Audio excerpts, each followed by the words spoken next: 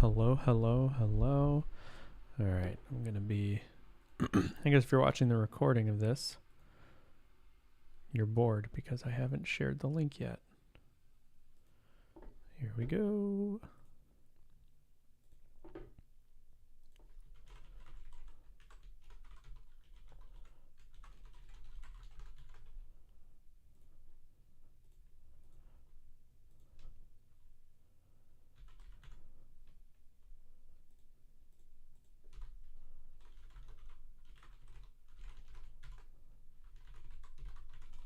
You're watching me write the tweet.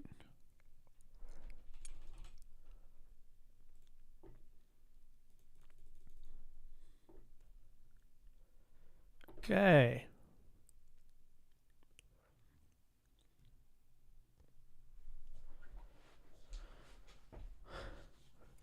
Yep. We shared the link, folks. Let's make sure it's the right link. Yeah. Okay. Oh, people are here already. Whoa. Hey, Adrian, how's it going? How is everybody doing? Saying hi. Mohammed, Jeff, Nasser, Amit, Michael. Hey. How's it going? Livewire swag? Dude, I don't have any Livewire swag. You know what? That's not true. I got a pile of stickers here that I didn't give away at Laracon. So if you are in Buffalo, I'll give you a sticker. Wally, how's it going? Hey, Adrian's prepping dinner. What are we making? What's for dinner? Hello, everybody. Oh, I should have made my resolution a little better for this stream, maybe, huh? Is the resolution fine? If we were to program, I would make it bigger than that. That's about what I would do. How does that? Is that like fine? If we were to do some coding like this? Fine. Lovely. Palette. Okay, he says Google it. Palette Schinken. Oh, wow. These are crepes. Yeah, crepe-like pancake of Greco-Roman origin. Wow, that's amazing. Sweet or savory? Probably savory, because it's dinner time. Changed my theme from Pale Night?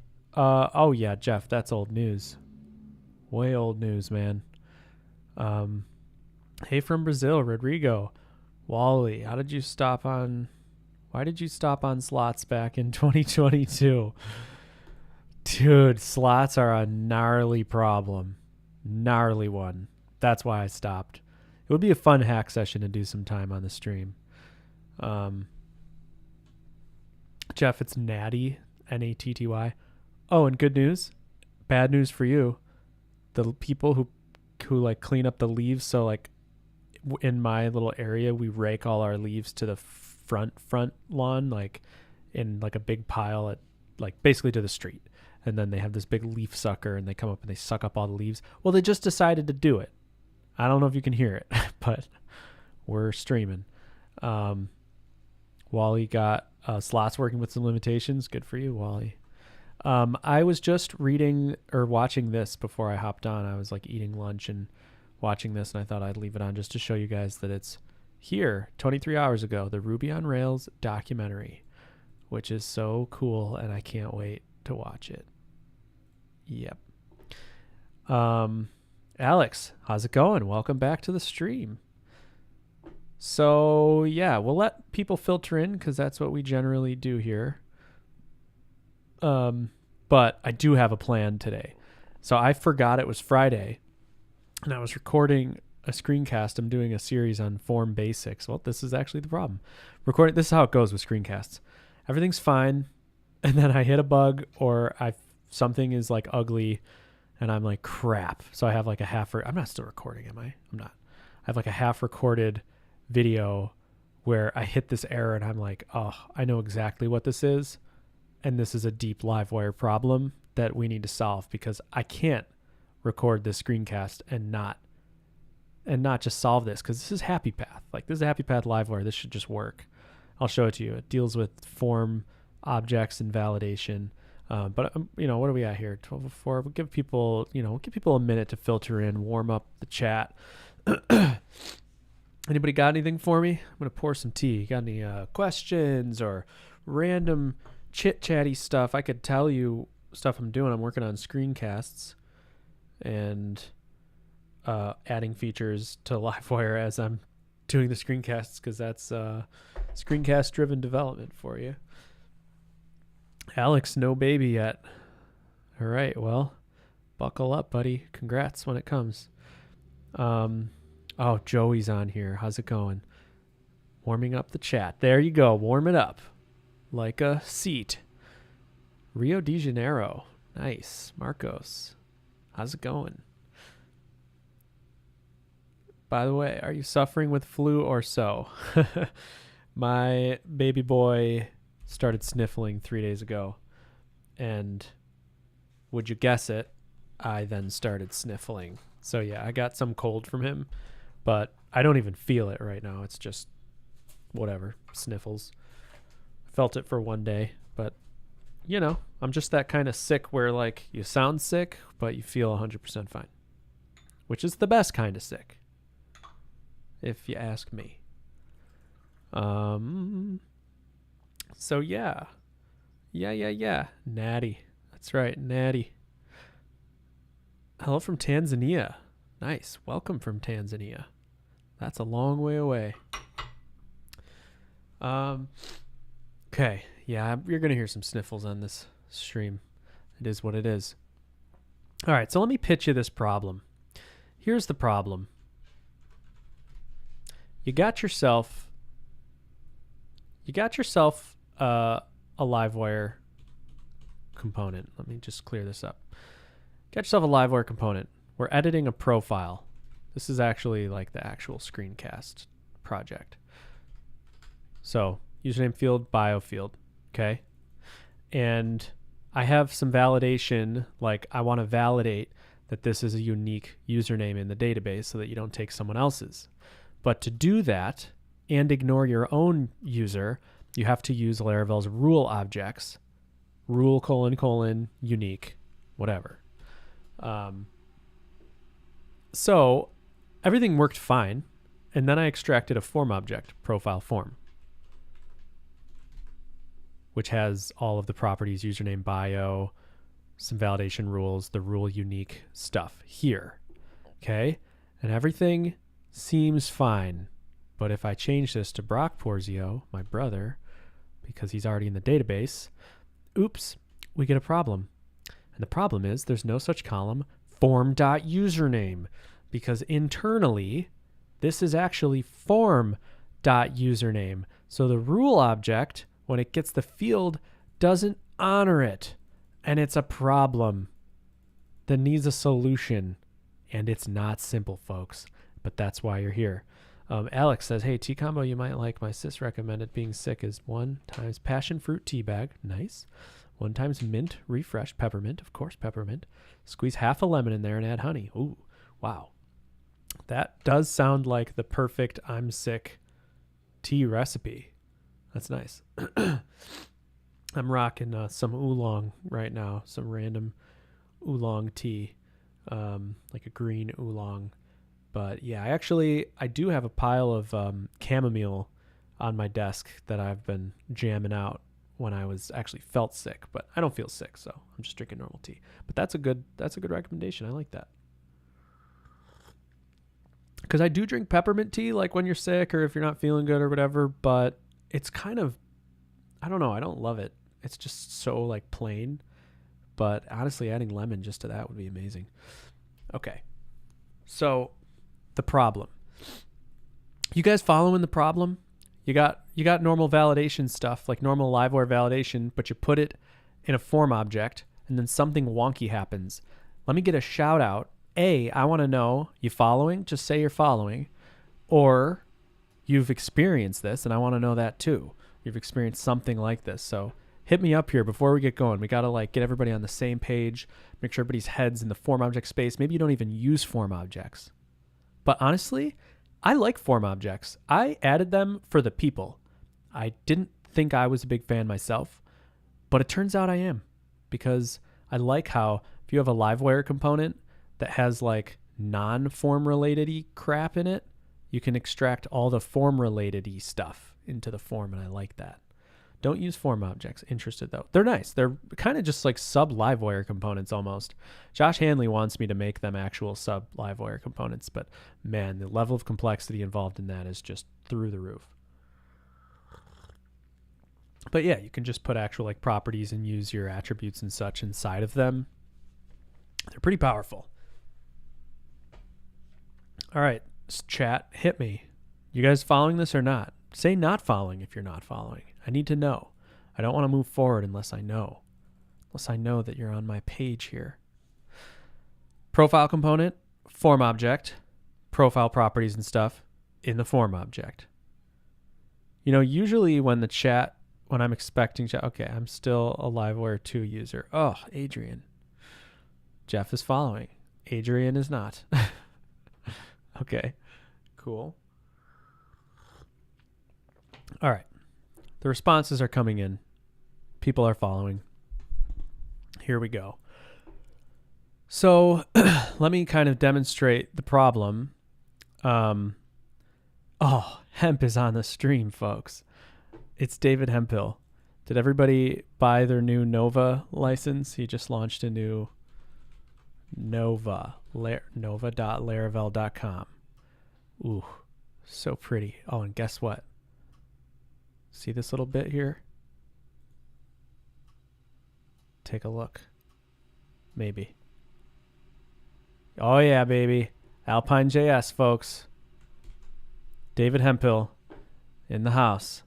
Nova for life. Ian Landsman.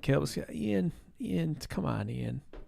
You're going to ruin my credibility. You're going to think I paid you to say that. Welcome, Ian Landsman, the godfather of Laravel himself. Hemp does make keyboards. His hourly rate is through the roof, though. Like, just so high. I haven't used Livewire yet, says John Campbell, but obviously a problem like this means I will never use it, so you better solve it. I think, yeah, well, okay. I'm solving it for John so that maybe he'll use Livewire someday. All right, not a lot of people even using form objects. Well, I actually like them. Oh, yeah, Hemp actually has a problem, and you can solve his problem by buying his keyboards. So this has become a keyboard brokerage live stream. So if you want a keyboard, just say, I want, and Hempill, DM Hempill, he's selling them for $200 a piece, and it's like a grab bag at the dollar store. You don't know which one you'll get. So that's what we're doing here. Oh, gotta come with a Livewire sticker. Okay, sold. Isaac uses form objects. Good. Where's the store? Yeah, no, just DM him. He had to take the store down because of legal reasons, I think. But this is a really nice landing page, I gotta say. Somebody said that if you put it into dark mode, all of the screenshots turn to dark mode, which is like, that's attention to detail, man. I don't make dark mode websites. Can't be bothered with that. Can't be bothered. How much does dark mode actually matter? Is this a thing that actually matters, or is this just a thing that's sexy to show people? I'd be down for stealth Livewire hat. All back. Oh, where's the Livewire store? We should have a Livewire merch store. I just don't have any merch. I'd have to make merch, and I don't want to just slap up like some stupid logo on a shirt. Like, I would want to make badass merch. Like the frickin' Syntax. They just put out a new store and selling shipping t-shirts with TypeScript. That's funny. Swag. Yeah, so they have actually cool swag. This is like life goals for me. Definitely need a deck. I actually I was watching some video with Steve-O and Tony Hawk, and Steve-O was talking about like he wanted his own deck, and Tony showed him like the company to do it, and I like looked up the company, but you need to be like a reseller or whatever. But I was like, man, I could just make some jellyfish decks, which would be awesome. Yeah, but these are pretty rad. Am I right? They got rad swag. Syntax. Dark mode matters for sure. I don't believe you. Prove it. Okay, let's do some programming here. So the form object problem is this. When you have a form object in Livewire, if you just have a normal field like public username, okay, and then you validate it, Livewire internally is just like, no problem. You want to validate this field. It's named this, and that's the validation attribute. So when an error message is shown, it says the username field is incorrect or, whatever. When you put it in a form object, what it does is it actually just adds these validation rules to the parent component and automatically prefixes all of these with form.username so that it gathers all the data as a big array, your whole Livewire component. And then when you call validation, it validates all that stuff. But you don't want it to say the form.username field is required. So we internally alias this and remove the form so that the message doesn't say that. So this is fine and it works fine for everything that's simple. But if there's something complicated, like an actual rule, like a unique rule that depends on the actual name of the field, it's now depending on form.username internally. So you're getting the error, no such column form.username. So basically I'm faced with a fork in the road. Do I make this system even more complicated and find more places to add conditionals and to conditionally add or remove form dot? Or do I rewrite the validation part of form objects to have their own internal validation so that they're validating themselves and somehow like merge that with the parent component or something, I don't know. And then there's one little weird paper cutty thing. This is a thing. Well, yeah, okay, let's catch up on the chat here. I think dark mode is only important for developers and designers. Others don't care. That's the way I feel, Nick. I super prefer dark mode at night while browsing or deving. I agree that like Wikipedia not having dark mode is a huge bummer for me because I like scroll Wikipedia at night and it's just pure light, which sucks. So I hear you for that. Nick, can you simply do rule unique users username ignore? Yeah, so I think you're right that yes, we can do that. So let's do that just to verify. Good point, Nick. All right, we add username, and now we try to change Caleb Porzio to Brock Porzio. Okay, that works, right? But it's not it's not automatic, And we need to make it automatic. So rule unique is a rule object that returns unique, this unique object, and unique has what? It has this arrow column on it, which maybe is on database rule. Yeah. So, I guess we could solve this by going through all the rule objects and removing form dot from the column. All right, let's do that. Let's do the easy way. We're going to do the easy way. Because that's the smart thing to do here and not like reinvent the universe right now. So if we're in handles validation, this is the file, this is a trait for your Livewire component. I like the idea that form objects should validate them. They should, right, Adrian? They should validate themselves, but we can at least try this and make it work and then decide. So, all right, let's go to the validate method. Call validate. We get the rules, prepare for validation, get model. We get a bunch of stuff. Unwrap data for validation. I think this is the part. Provided or global rules, messages, and attributes. And let's make sure that rules isn't used. Get model. Yeah. Okay. So this is the part here. Provided. Okay. So we get rules. We have this rules missing rules exception. Right here is where take any. Yeah, this is not. Wait. Let's go inside the form object itself. Inside add validation rules to component. And let me just let me just do a quick check here. Base validate. If you use the attribute, we do some stuff. We add validation attributes from outside. We add rules from outside here. So that's kind of a back door. Yeah. Well, life is hard. Oh, you can't even use rule objects inside of attributes. We're good. Okay. Inside the form object, add rules from outside. We get the rules. Get attributes with prefixed keys. And this is where get attributes with prefixed keys. This is where we take them and we add form dot to them. Right? Yeah. We add form dot to them, but what we need to do here is say like rules equals this arrow normalize rule object columns or ensure rule object columns stay scoped to root to form object.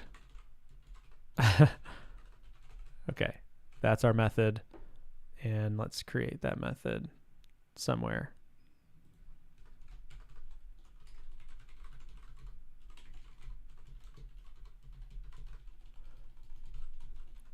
Okay, we get rules, and now we're going to for each through rules as key value. I just want to see what these are. So let's dd key and value, and let's just refresh the page. And then I guess, okay. So key is username. Values is that. Right. So we need to, so column is username right now. Right?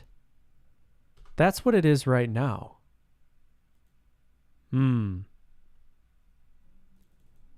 I thought it would say form dot. So I guess once we prefix the keys, let's do some more DDing. We get prefixed keys, attributes.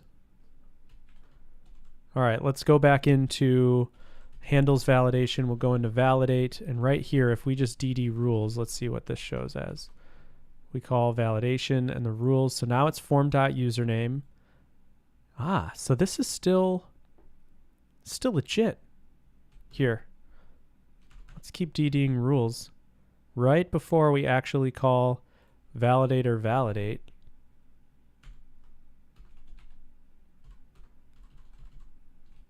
DD rules.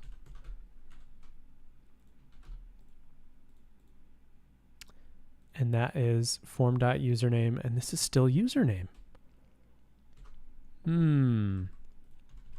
Something inside the validator, maybe. Let's just comment out these things. It's probably what the problem is. I don't know why it's not DDing. Oh, because it's, yeah.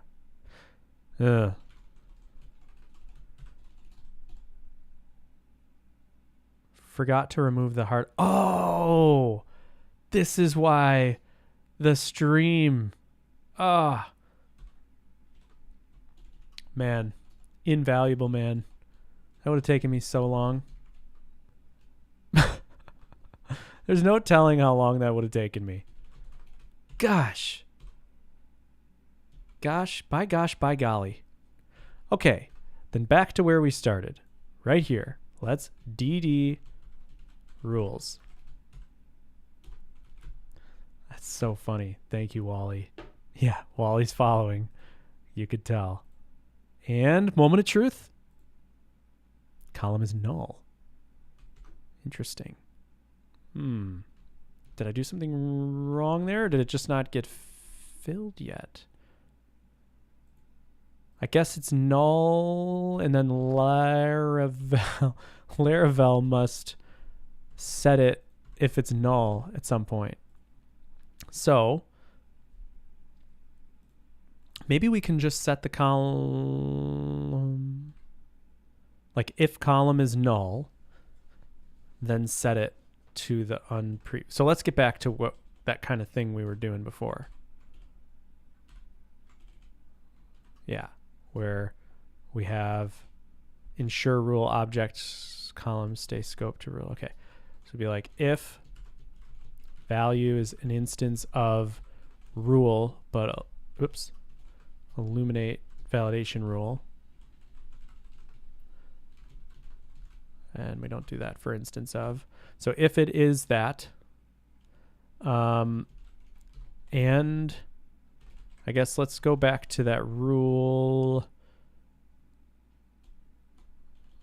Where were we in that? If we go to unique, class unique, go to database rule, column is protected. Is there like a get and set column? Nope. No problem. That's what invade's for.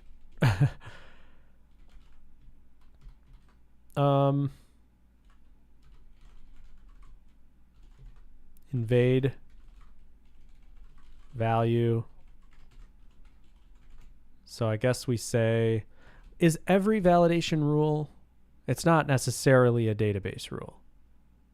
So I guess we only care if it is a database rule, which has a trait, database rule. So how do we detect that? I guess we say if, or it's uses, what is it? It's class uses recursive. Return all traits by a class, its parent class, a trait. If class uses recursive, and then we pass in value, and then we're going to say if in array database yeah, Adrian, I think we did that. Oh, Adrian was getting what Wally got too. I see. So if database rule, and this is validation rule. So if the needle is in this haystack, then DD here.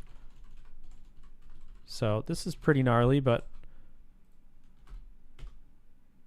for each argument must be type array object given.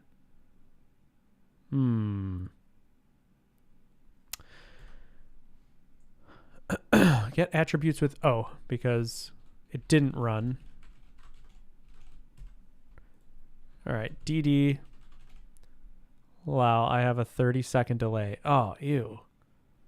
Wonder why. Is the stream quality higher than it should be? I usually set the stream quality to like really low so that the latency is low, but whatever. Sorry. All right, let's DD out this value here, and then DD out class uses recursive, and just see what's going on. Whoops. Refresh the wrong thing. Wrong browser. I was in the chat.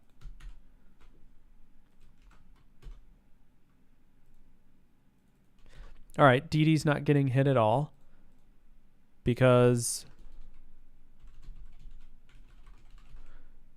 because this can be a deeply nested array. Welcome to the jungle. This can be a array or a single value. We need to like deeply walk this thing for all the values. How do we do that?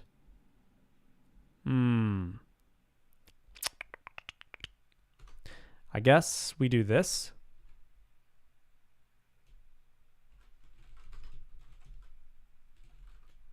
I don't know. What do we do? We do for each rules is value. So value is an array. We want like value to equal array value to make sure that it's an array. And then we loop through each value inside here as a rule. Like, I don't even know if this is going to cover all our bases, but and then if rule is instance of, dd rule. All right, let's see how that does. The dd didn't get hit. dd rule. Okay, so that's required.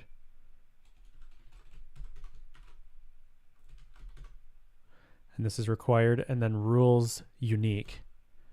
Why is an instance of working? Caleb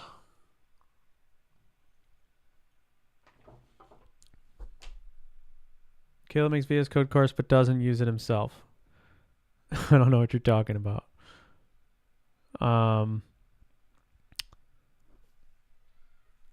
Yeah, Wally, that's a great point. You're right, Wally. You're right that this doesn't solve the deep problem of using like a string unique. Ugh. Right. So like the thing I'm solving doesn't really matter because I'm checking for rule objects.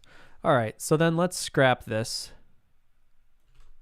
Scrap all that hard work and go back to the line of thinking where this form does its own validating.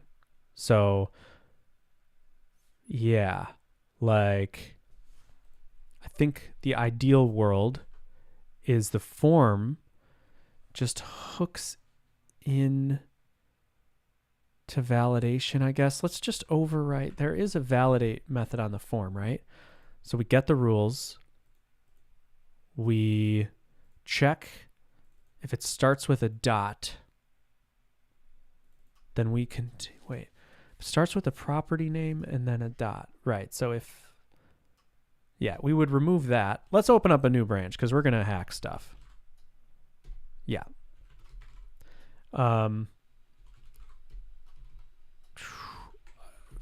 Fix form object validation. That's just what we're calling it, whatever.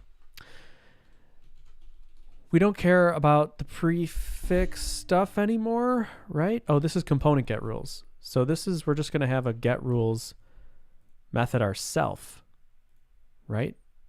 So when a form object initializes, oh, this is so freaking deep and annoying. Chris, why is that? To the native YouTube app? Oh, that's good to know. I have no idea why though. Yeah. So there's a few problems that we have going here. There's, like, my dream is when you're using a form object, all its validation is isolated to itself. There's only one problem with that. There's actually two problems with that. This is what we need to do. Problem, form object validation is currently added to the base component. We'll just say the form object is currently added to the base component. Problem, the keys, the actual problem is the keys sometimes need a prefix for displaying and sometimes don't for getting data. And what I mean by this is like form.username versus username. Solution A, isolate form object validation to itself. The form object contains its own rules and handles its own validation. Problem A with this. We need to run form object validation when the component runs its validation with this arrow validate.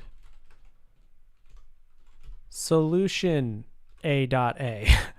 Solution to this specific thing is when base component calls validate, loop through properties, find form objects, and call sub validate methods. That's a pretty easy solution to that. New problem. Everyone else here from Europe has a problem with buffering. Yes, I checked the internet. It's really fast, but stream is buffering. I wonder why. It could be my connection, of course. I don't know why that would be a problem. But I don't know. Maybe the gods are limiting my... That's pretty freaking fast. Okay. So it's not me. It's not me. John's in Canada, and it's singing. But Europe's struggling. Okay. So that's the first problem with that. The second problem, I had it in my head and now I lost it. What was it? If we isolate the validation rules, there's another problem that I can't think of off the top of my head. And what is it? If we keep these validation rules isolated, oh, this is it. When using error in templates, currently it's error form.username. To keep that, we need to prefix all validation rules from nested form object validation failed bags.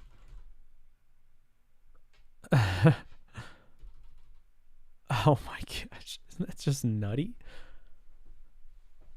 It's nutty, folks.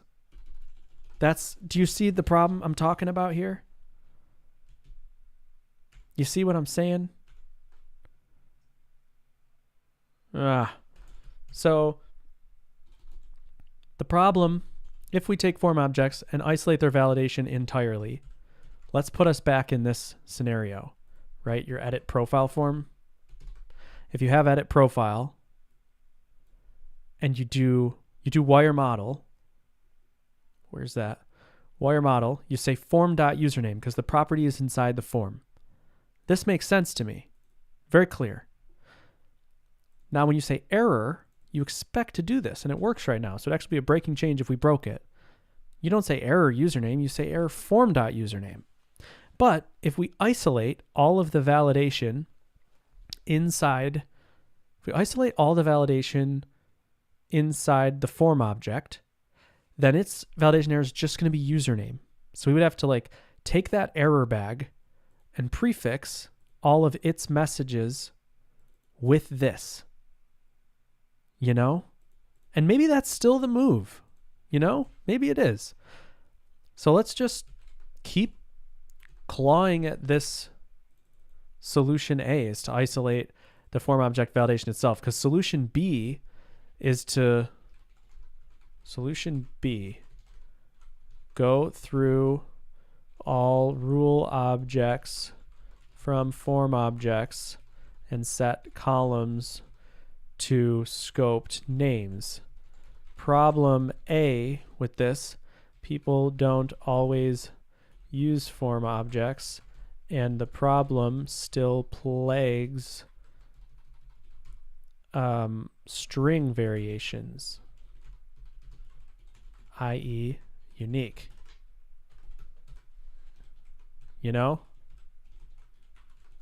So I don't know how well you guys are following this problem in general, because I never know. It's hard for me to gauge. And I know these things are deeper, like I'm not explaining every piece that's going on in my head.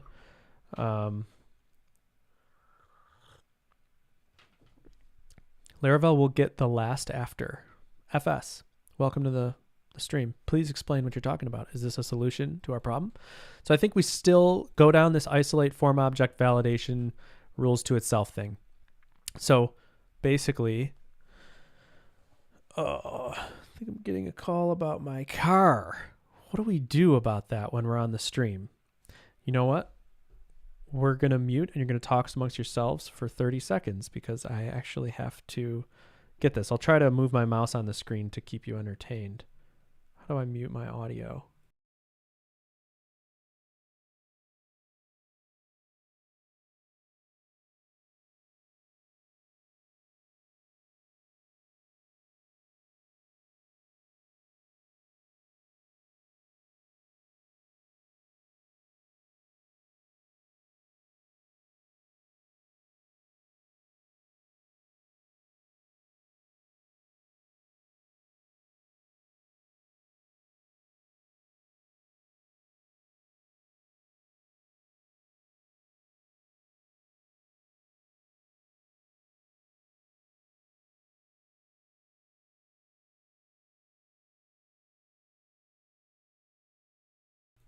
Ha, hemp, you're bad, dude. I mean, this is yeah. You couldn't have heard me because I was just chewing out the auto guy swearing up a storm, so I have to mute. Okay, folks, we're back on the stream here after we've gotten our car snow tire situation figured out. Also, that's hilarious, hemp. Hemp, brah. Okay. So we just need to do this thing where we call validate. We need some method called like get rules. And you know what? I'm kind of frustrated with all of the cruft of this class. So I am going to move everything else down so that we have like kind of a clean slate here. We're calling validate. And on construction, we're adding all this stuff to the component and we no longer want to do that. What is add validation rules to component? That's where we get stuff, method exists, rules. Yeah, this is kind of our get rules method. So let's just call this get rules. And this is where we build this up. Okay, if method exists, rules. Yep. Get attributes with prefixed keys. Who the heck knows what that is? You know what I should do? I should just comment this out or whatever. Steal this and bring it up here because I might need that later actually. Get rules.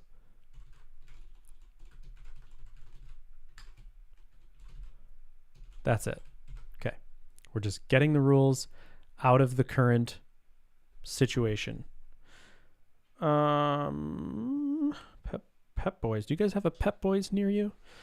We're using Pep Boys today to change our snow tires. I've been doing a similar setup to this with Spatsy data DTO. So the only place I end up using data dot and blade is when I call wire model and it's fine. Yeah, I think it actually isn't fine because it would be a breaking change. I think that's, even if I think it's fine, I think it doesn't matter. I think I just can't do it. So, but that's good to know, Ian. Get rules. Could be weird to have some places to use data. I know, it definitely feels weird. But I think the ideal world is everything inside your form object doesn't care about form dot. Everything outside has to be form dot. You know, I think that's a good sort of mental thing. But I agree that it is kind of weird. Yes, definitely a spinoff of Peppa Pig. Hi, Mitchell, by the way. Get rules. We got the rules. Okay, so we get our rules. I don't think we need to filter any rules. We just get them. And now we want to actually call the validation on that. And that handles validation from the base component. But this is complicated and has a lot of stuff. We're just going to do something simple for now. What's prepare for validation do? That does nothing. Oh, because you can override it.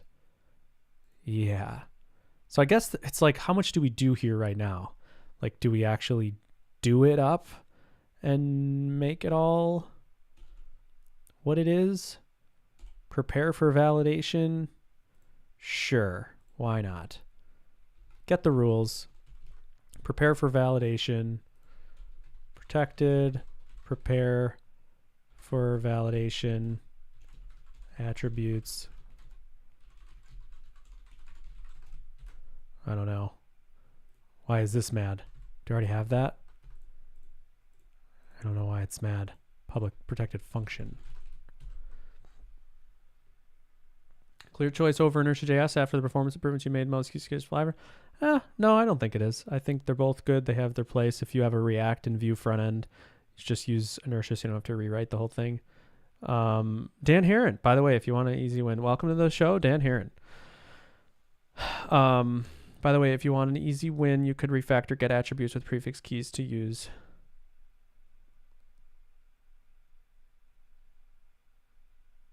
Dan, are you saying, do you understand the problem we're solving, and are you saying this solves it?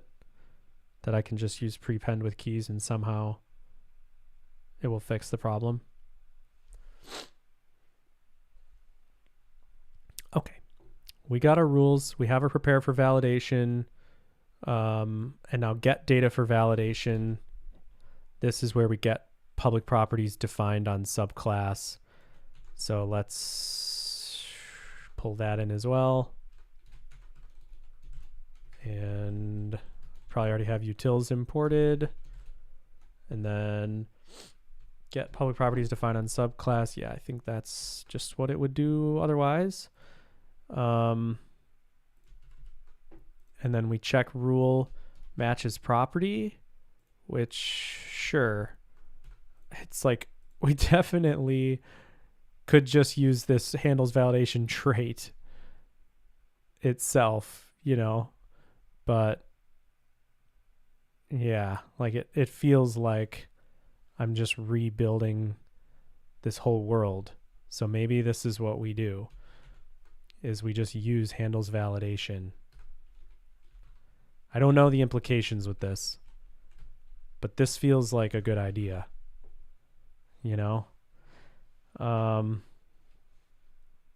Gotcha. Dan, the problem we're dealing with is in form objects. If you use like unique rules and stuff, because currently Livewire takes your rules from your form object and puts them in the root Livewire component and removes the form.prefix, but that's only for display. It the unique validation rule is actually looking for a database column called form.username instead of just username. So the quest we're on is to basically make form objects in charge of all their own validation so that it's totally isolated from the base component. So this is going to be really easy now. So we're just kind of overriding validate. We might not even need to frickin' override validate. Like, that'd be pretty cool. Maybe we don't need to overwrite validate. We got to try it. We got to try it. Right?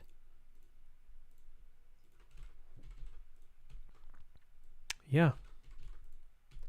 So I'm going to basically remove everything to do with validation from the form object.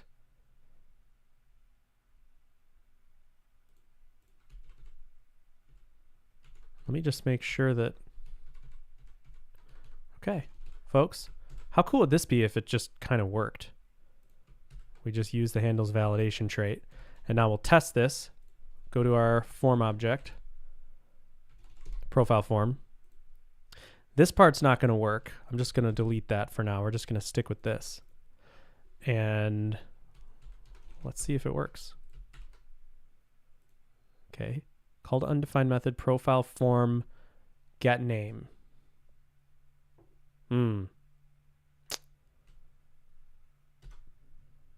Yeah, because all right, so back to this. Somewhere inside handles validation, we call get name, provided or global rules, messages, and attributes. We say if the rules are empty, missing rules exception, which we expect thingy whoozy to be passed in. So I think for now, let's just pull this up and say public function get name, and we return this get component get name. Just forward that. So right now I'm not validating, just saving.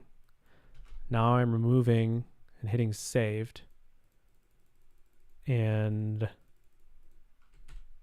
it is working. Yes, but the things are not prefixed, right? That's our problem. Because after we call validate, Like we need to catching up on the stream. Return property name. Oh, yeah, sure. There's probably something there. Validate, or at least prefix it with this and then get the dot property name, you know. Validate. So the problem that we're running across now is all the validation is working as we expect. The only problem with it is when we call validate and it fails, the bag needs things prefixed. So basically what get validate short model with callback. So I wish I knew what this does, but let's just say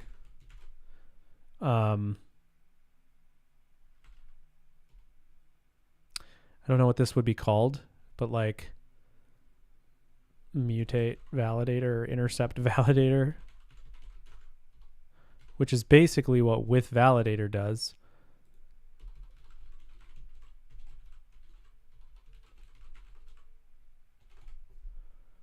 And then intercept validator right here, we just make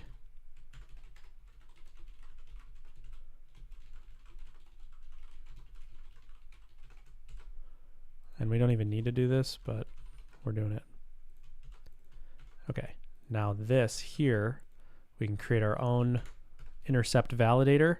So right before the validation actually runs, and let's dd validator. And I guess this is the part where I'm not sure if what we need to do is intercept the validator right here or get the error bag when it's set, you know? So where does that even frickin' get caught is like a whole other problem. I'm going to take my sweater off. It's getting hot.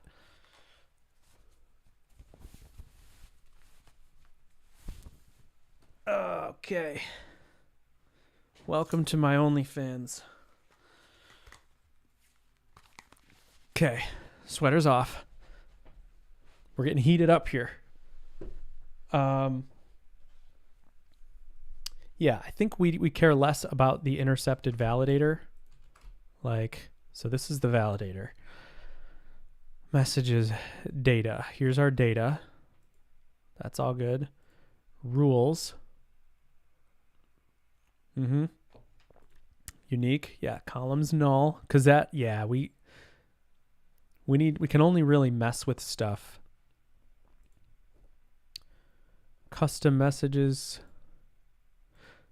Custom attributes. Yeah.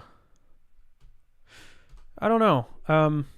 Let's see in Livewire where the validator even gets. So how does support validation? It's probably some on render. We share the errors. Dehydrate, we get the error bag. Okay, there's an exception hook. And if it's an instance of validation exception, otherwise set the error bag.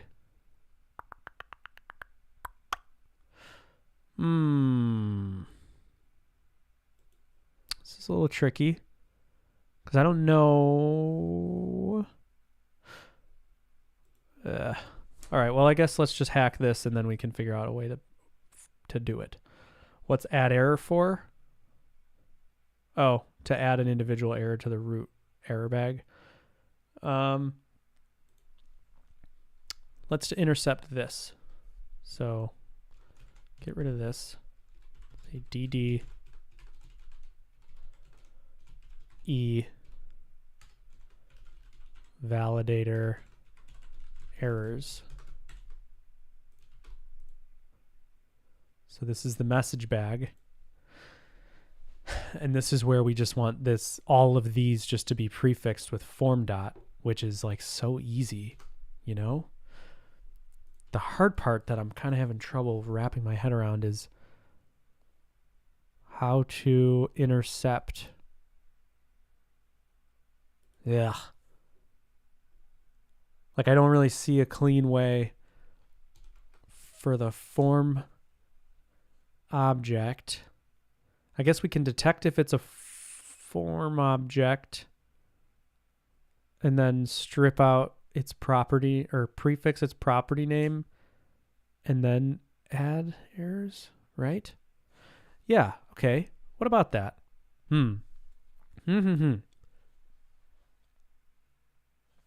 Okay, struggling. I'm going to abandon this for 1 second because we're going to do something else. In our app, we're currently validating inside of it with this arrow update. And let's instead validate outside with this arrow validate. Because currently this is going to call all the validation. Austin Cameron, welcome to the stream. So we're calling this arrow validate.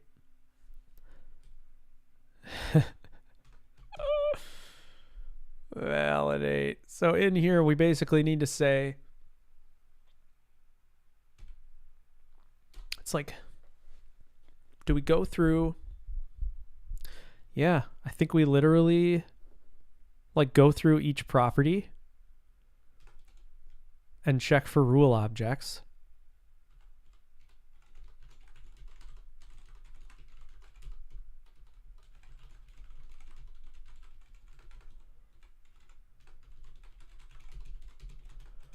So to get each property, utils, base utils, there should be get property, property is typed, public methods, get public properties defined on subclass. That's what we use for this, right? Like how do get, let me see if I even get data for validation. Yeah, so we're gonna do this. Get public properties defined on subclass of this. And now that's gonna be as name is equal to Livewire. Like I don't even know what this returns per se. Get public properties returns the name and then the value. So we'll say key value. And this is where we say if value is an instance of Livewire's form object, then basically call validate. You know, there's issues with this, no doubt.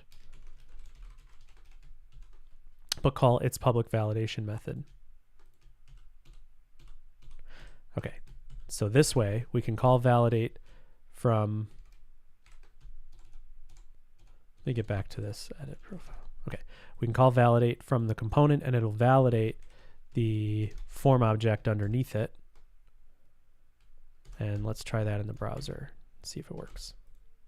Okay, it works, but again, we have that key problem. And so how do we handle that key problem? We go to support validation exception and we say like if, yeah, I think this is what we do. We say if, I guess we need to know if this validator, where the validator came from, you know?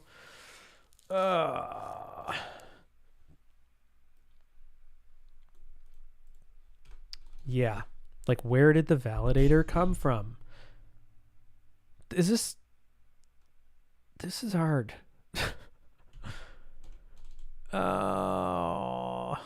Okay, go inside support form objects. Intercept validator. This is where we're just going to do this. We're going to say validator. Is there something we can add on to a validator, like to specify that it's from us? You know, like there's 100 different things ways we could solve this, but like what if we did foo equals true? You know, is that going to be mad because it's a dynamic property? And then we say like if validator foo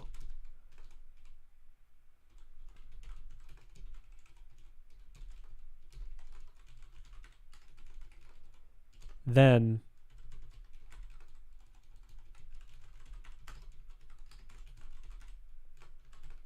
You guys with me? You with me or what? Let's DD validator foo just to see, because I'm not even sure this is going to work. Okay, wrap this in a try and merge it in the components error bag. That's not a bad idea. It's not a bad idea, Adrian.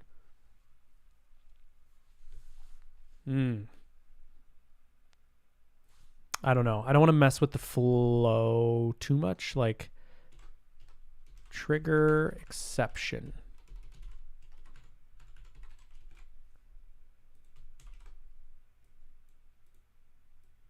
Trigger exception.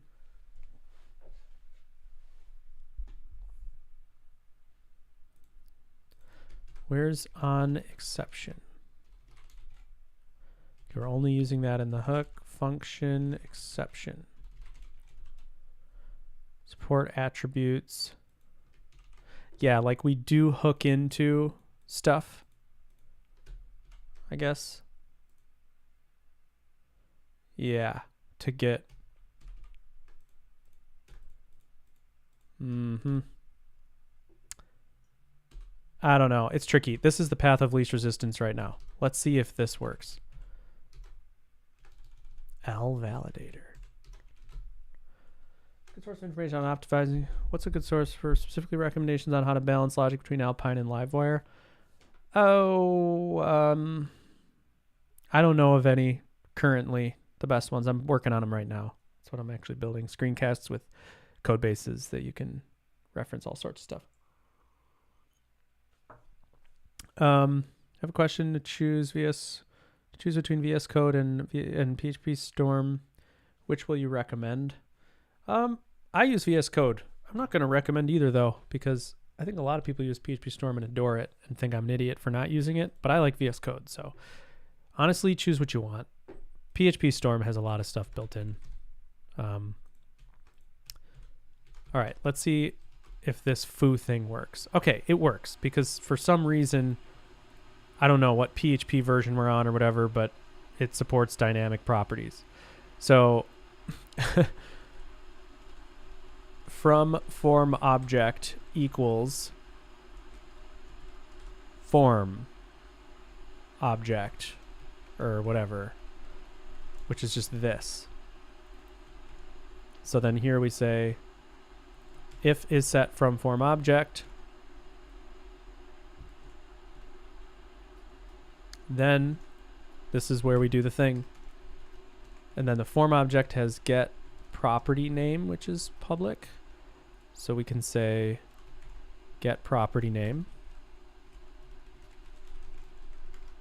Okay, and then now let's just DD this. So this should just be form.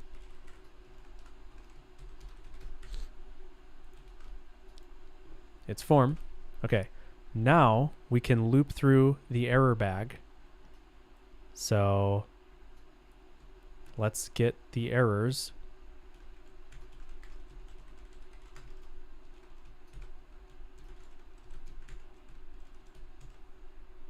Yes. We get the errors. And then if is set, we do that. We've already done that. And now this is where we actually go through the error bag. Like, let's DD error bag.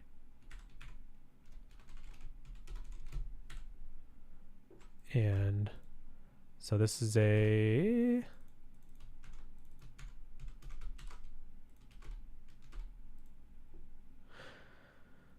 you missed 20% time? Yeah. Oh, 20. Yeah, that was a great time. I'm probably going to release the modals course around Black Friday. I'm hoping to get more screencasts recorded to release along with it. But this was stopping me from one of them. Okay, so that's the message bag. Support message bag. And in here, I'm just wondering if there's some sort of like prefix by any magical... No, there's not. So we can...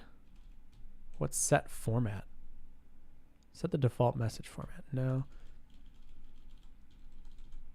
I guess we can to array. Right? So New message bag. Let's just see if there's any property. It's just a message bag with messages. It's really simple. So what we're going to do is get raw errors, or we'll just say raw.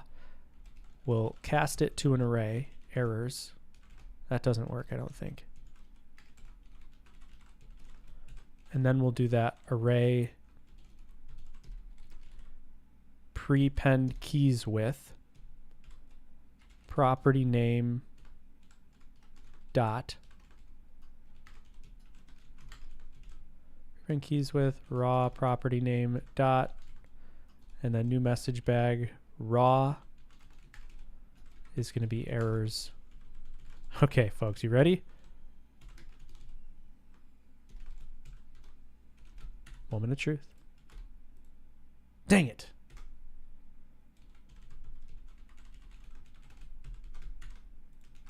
See what this is.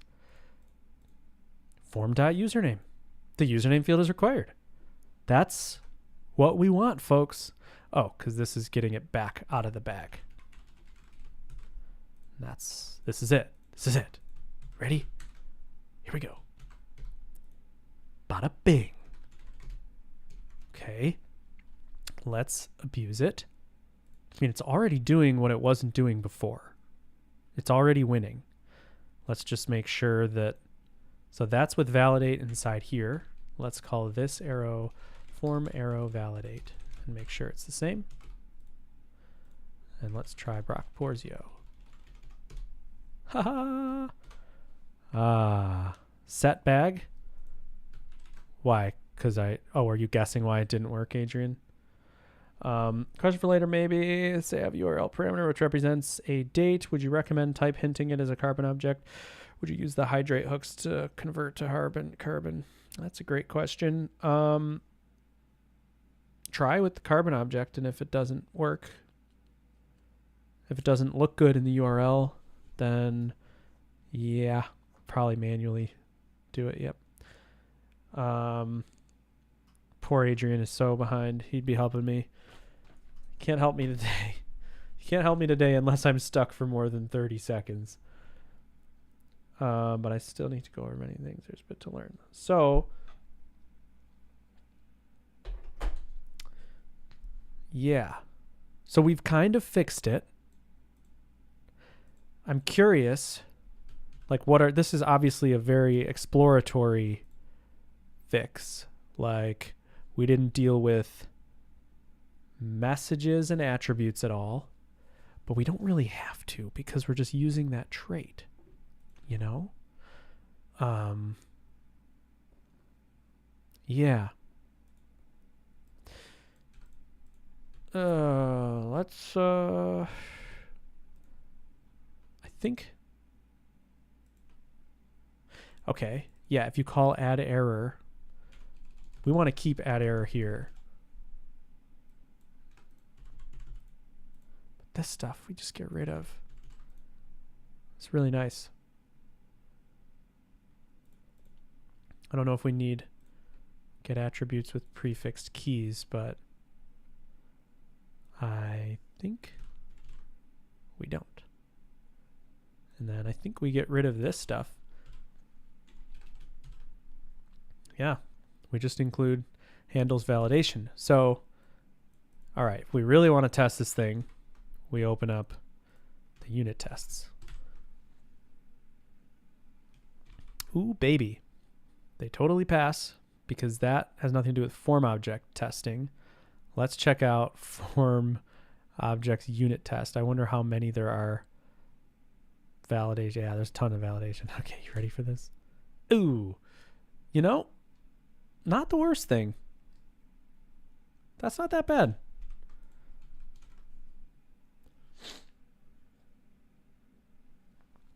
True, Adrian.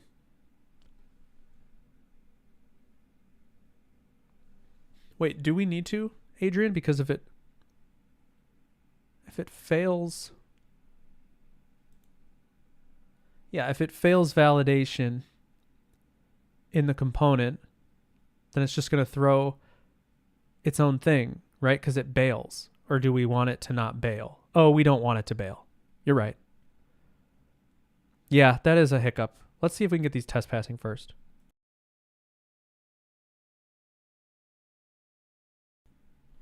Yeah. All right. Well, okay. Can validate a form object. Throws an error. Component missing error form.title.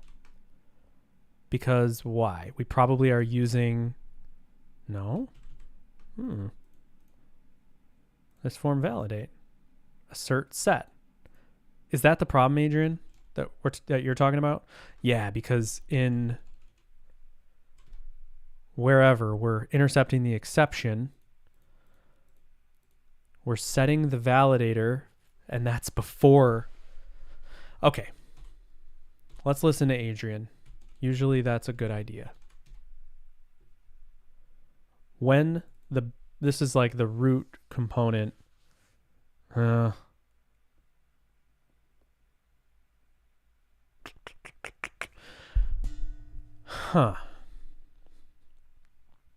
Yeah, bail is a thing. Kind of tricky because there's going to be multiple validators going on when you call validate. And you know what? I think it's fine if bail is scoped to the specific form, right? Like if you validate, to validate them all at the same time, I'm just not sure. Okay, let's try this. Let's wrap this in a try catch and see what we can do. I don't know how to write a try catch apparently.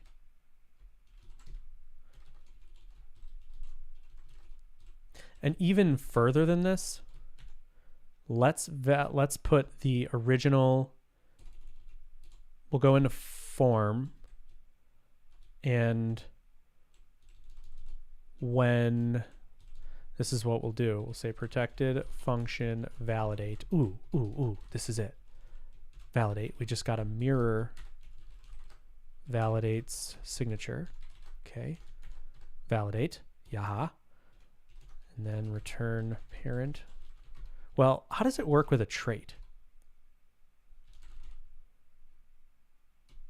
How do traits work? Bummer. This isn't going to work unless we do some stupid hacking. All right. I'm doing this. We're going to say new file, new PHP class, base form, for the sole purpose of using handles validation. Okay, and then this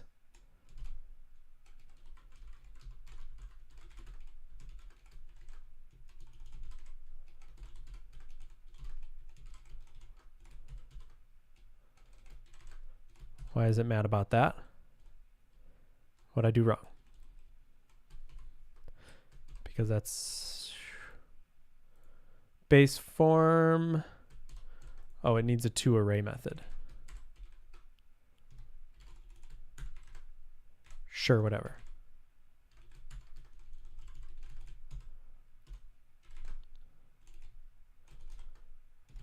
Yeah, I probably shouldn't have implemented it there, but whatever. We're here now. Form extends base form.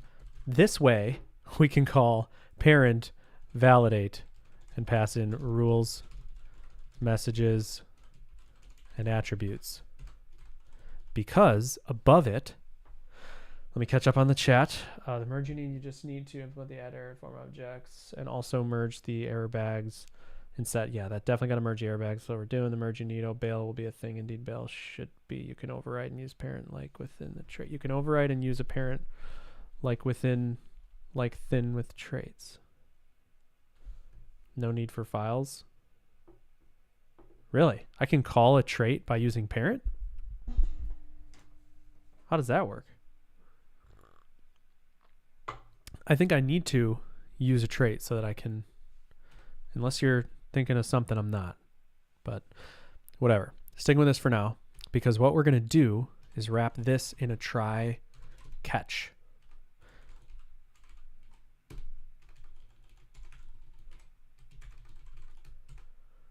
And if it fails, the thing we're trying to catch is, yeah, I guess we only care about validation exceptions.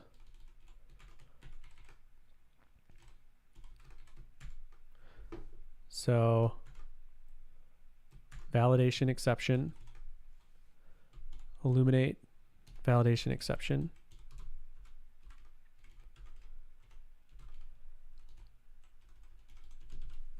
I gotta sneeze. I'm muting. False alarm. Use handles validation, validate as protected parent, validate. Use handles validation. Oh, really? That's cool. I like that. That's not bad, Adrian. All right, let's learn about PHP while we're pairing. Go back to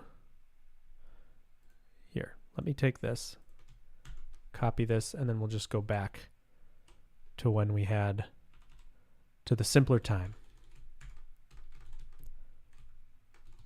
where everything was just in here and base form didn't exist.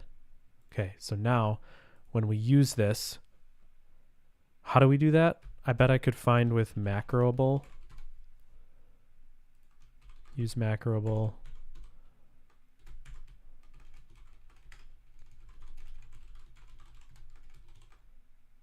Okay. And then this is going to be validate as parent validate. Is that it, huh? It's pretty cool. Pretty cool.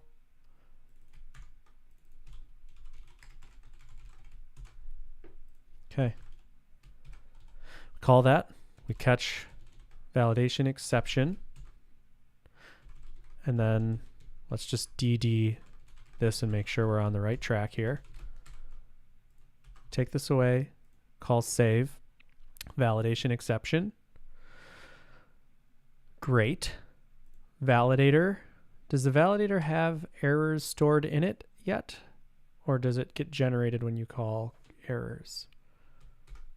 Okay. So now inside here, this is where we prefix.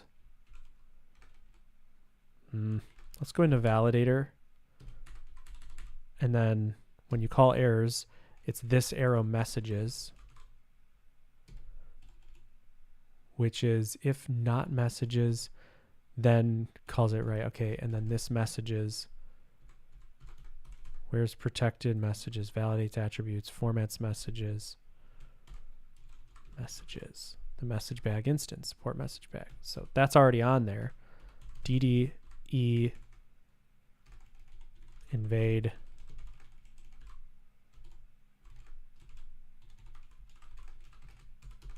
We're just going to mess with that message bag. Oh, it's null. Why is that null? Because we need to say like errors because it hasn't been set yet. Yeah, interesting. So inside validator, so messages is null, passes, determine if the data passes the validation rules. But we already called validate. Isn't that weird? Validate. If fails. Yeah, kind of weird. Fails is the opposite of passes, which sets the message bag, folks.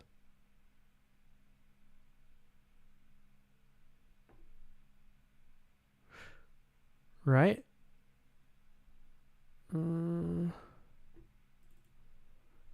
Validate attribute. Weird. Did I do something wrong? Tell me what I did wrong.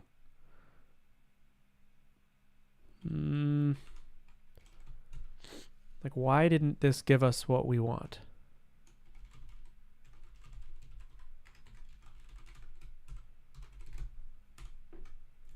Do this. And this is the validator. Messages is a message bag. So I just must have had the invade wrong in the trait by using a new message bag. Not yet though, right? invade. Oh, I invaded E to get validator. Let's try this. There's the message bag. Great. No problem. So now we mutate that message bag.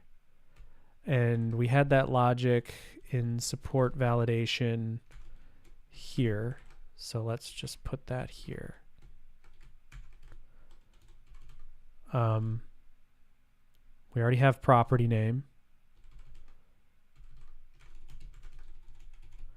So this is where we say raw is E, invade E, validator, messages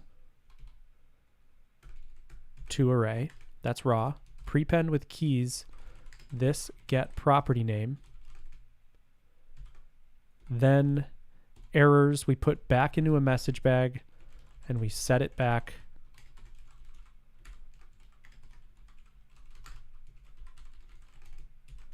We're hacking.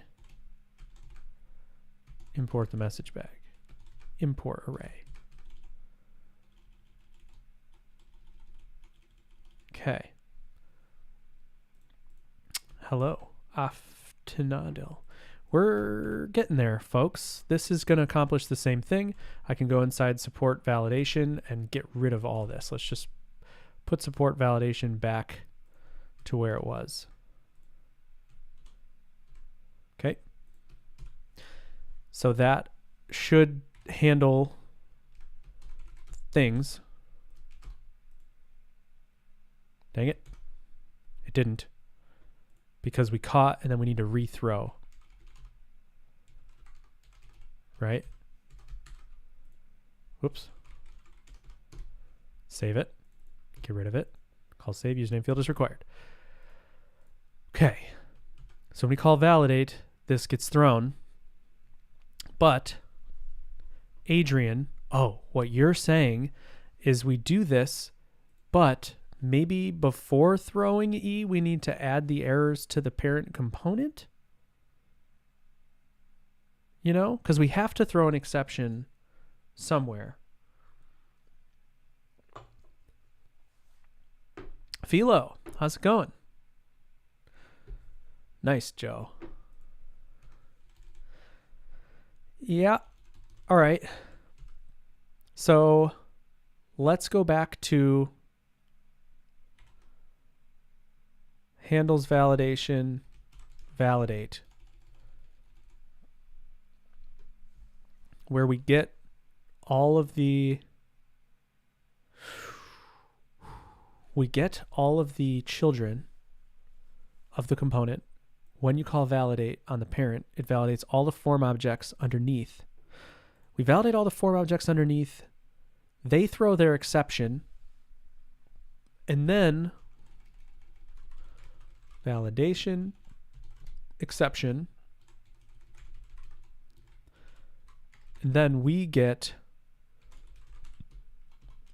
validator errors. So this is the message bag from them. We get their errors, and then I think we continue all of the validation. Oh, but right, we want bail to actually bail from everything else, right? So I think we just set the error bag here. We say this arrow set error bag. Set error bag. Just this, right?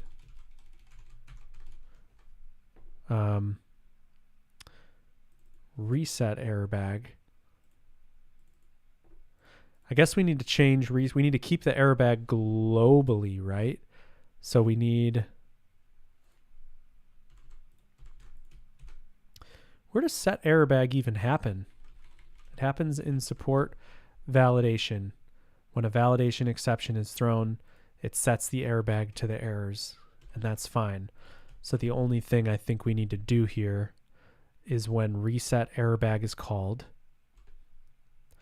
from the form object, we need our own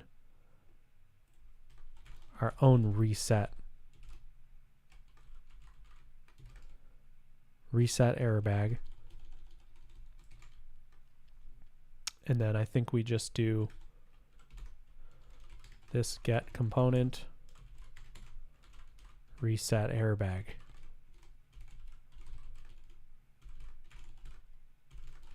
Okay.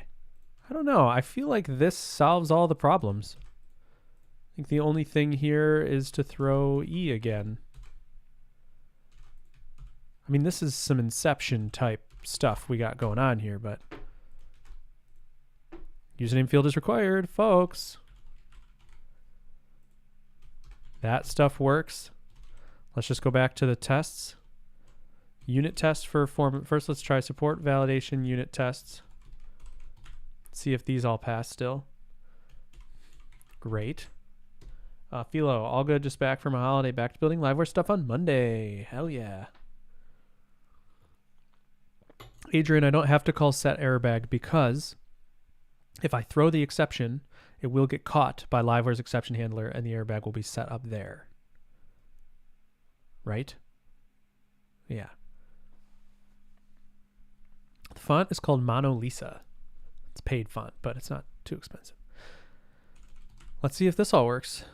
Okay, we fixed one of them. The first three work. Can manually add errors to the error bag.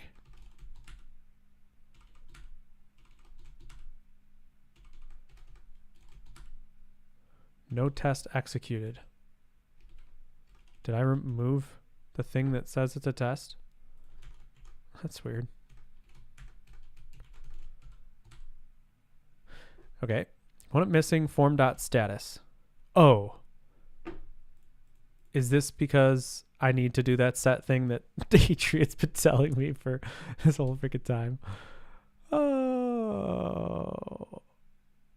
He might be right. Or maybe not. Wait a second.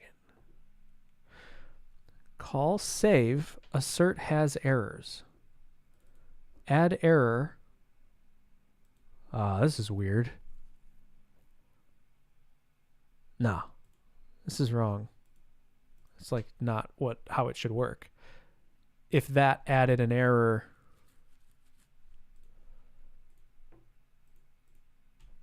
no. This is why this test wasn't here.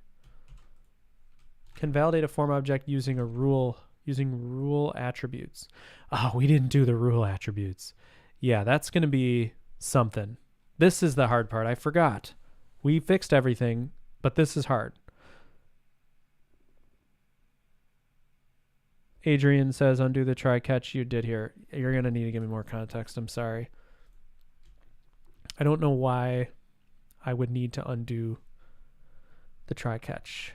So here's our problem. This is our problem. These validate things or the rule attributes or whatever, these attributes, if we go inside of them, what they do when they're booted is they add validation attributes from outside. This is darkness. Darkness.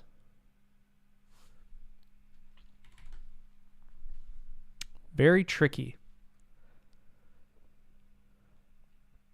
I guess we're back to like conceptually. We got everything working, but when you have something like this, how does Livewire handle this? And it's kind of a tricky problem.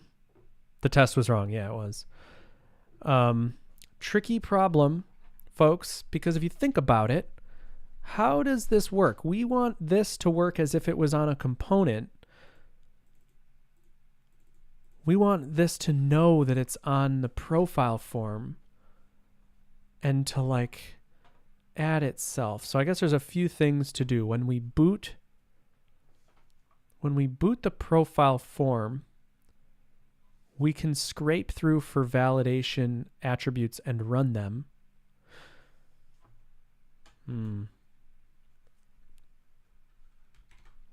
Let's go into support.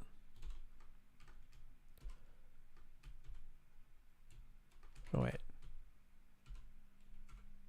Yeah, let's do this just to kind of demonstrate the problem. Validate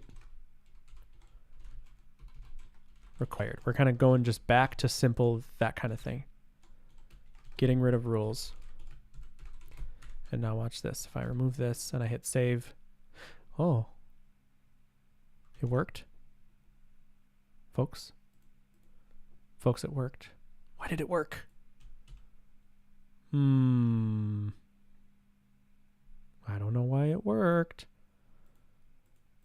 Because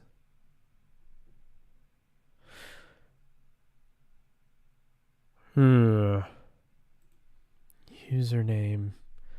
I don't know. It shouldn't have worked and it didn't work the way we thought, you know. Like validate here when we get the public properties defined by subclass, it didn't throw here. Like dd did I throw? See, it bypassed the parent, or bypassed the form object validation, and now it's just validating here, which this isn't going to give us what we want because what? Missing rules. I don't know what the frick is going on, but that's okay. Like we could actually probably, we don't have to like labor over this forever. We're already at an hour and a half. Is validated applied to username only or with bio? No, it's only username when you add validate just above that. It's hard to believe it's been 2 years since I last caught your live stream out of the good old Alpine days. Nice. Mutsafar, hey, good to see you, man. It's been a while. Yeah, you used to be around a lot. Attribute is on a property in the form object. We just need to add it to the form object rules. You're right. The hard part, you're right, Adrian. Thank you. Keep me on track. If we go to support attributes, or no, support form objects, initialize form objects, we see if it's a subclass of form, we new it up, then we do this inside form object synth. We boot the form object. When we boot the form object, we take all of its attributes, its PHP attributes, and we merge them. So now it says, okay, attribute collection from component.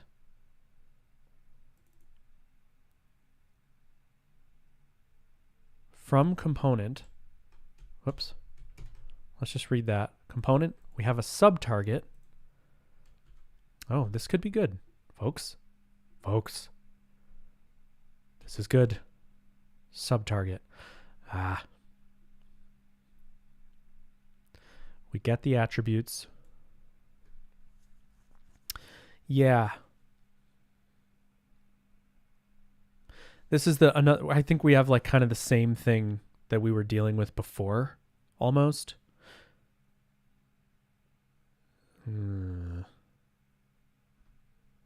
Same thing we were dealing with before is, do we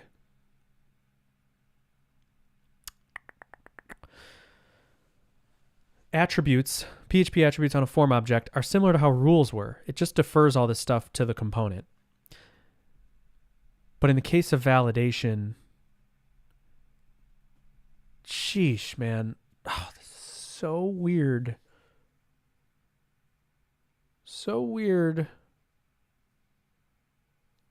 And head spinny.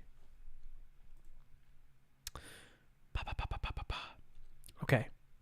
So when this is attribute collection, when we pass in a component to get its attributes, we can also pass subtarget, which is used right here and only there. Because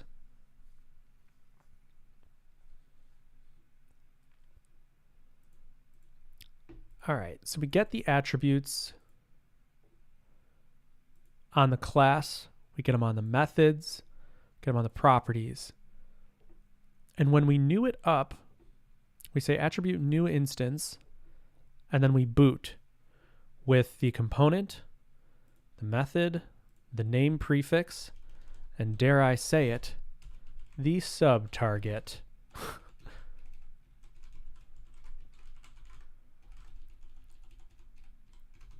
This is not a long-term strategy, folks. All right, attribute, base attribute, boot.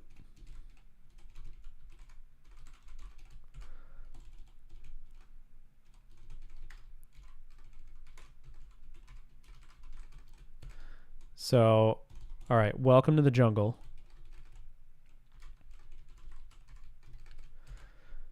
Sub-target.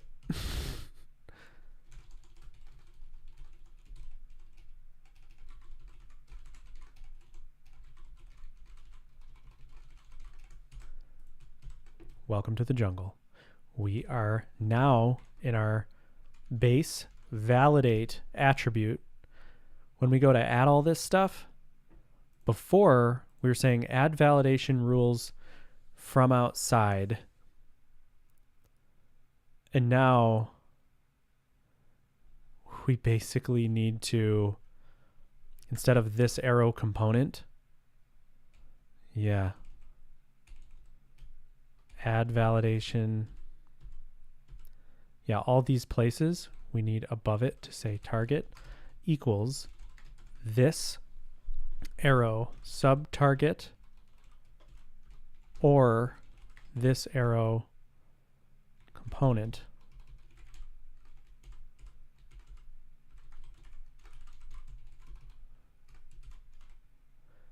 And then inside here, we say target. Okay, welcome to the jungle. Undefined variable, sub-target.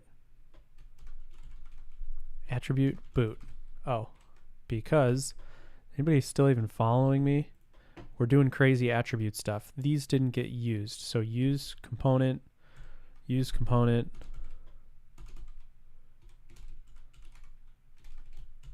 try this. Okay, loads. The form.username field is required. Okay. Because these have their, I guess we just don't ever want to do this anymore. So we can get rid of this. Yeah. Add validation attributes from outside. This is something that, yeah, we're good now. As we're good. Component, add rules from outside. This is where we need to do this again. Add messages from outside.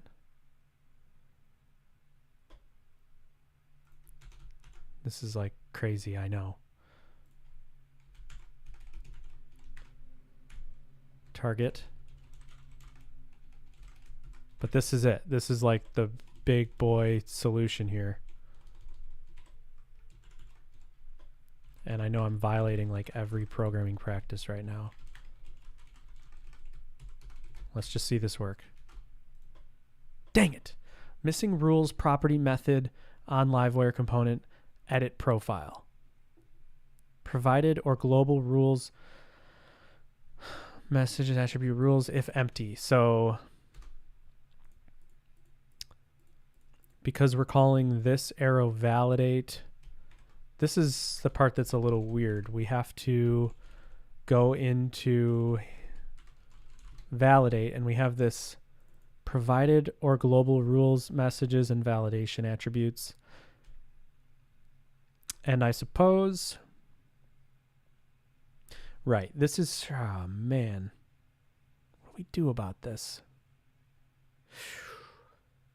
Ooh. Okay, the problem that we're encountering right now, which I don't know how, the problem that we're encountering right now, we have edit profile and profile form. The problem is, if we have if you call validate here, it's going to trigger the sub validation on handles validation. Provided or global, and get rules should be filled because we added that validate attribute up here. So let's try that again. It's empty. Let's make sure we're on the right instance. So we're on the component instance. Why is that? Why is that? We called save. It calls validate on the form.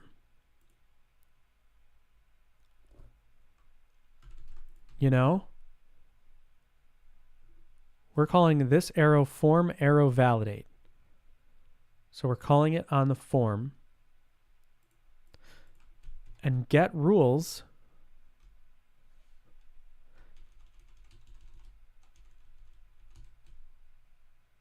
oh,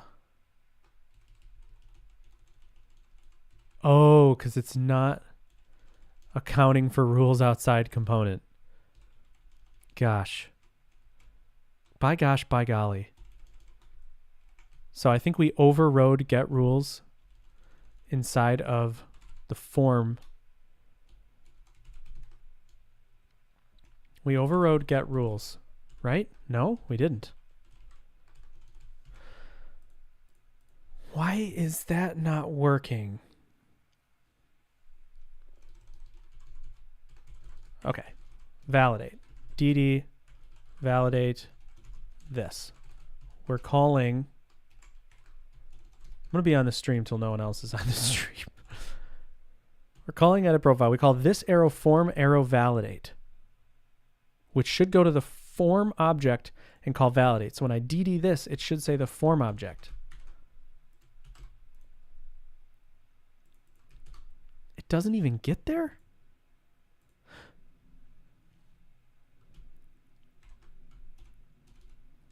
Okay. Our validate calls parent validate this arrow parent validate. DD validate this. Dang it. Why isn't that working? Why the heck? Okay, I'm going to try something because this has bit me in the past. Oops. I'm going to stop PHP and restart it. I've had some weird freaking issues like this where I am literally pulling out my hair. Let's try this. What the heck? Validate only. Oh. Folks, it's trying to update a field and it's calling validate only. So we need to public function validate only. And we basically need to do the same exact thing as here, I believe.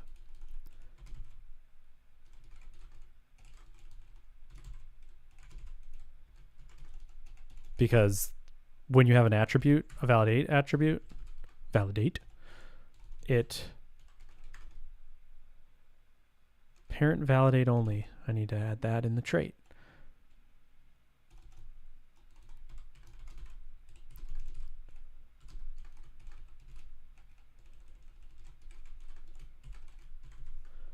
Okay, field rules. Why did that not do?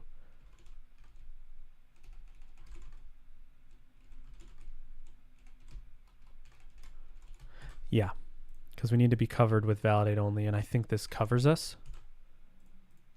So validate, I don't know why I have this duplicated.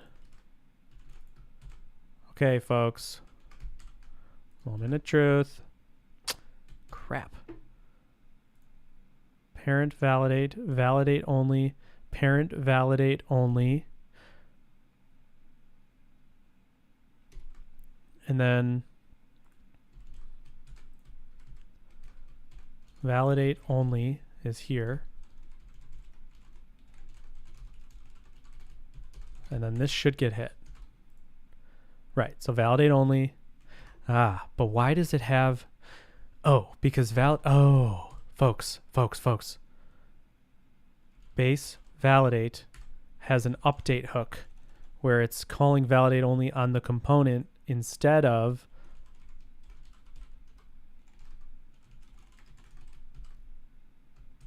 I don't even know if you guys are following that. No property found for validation.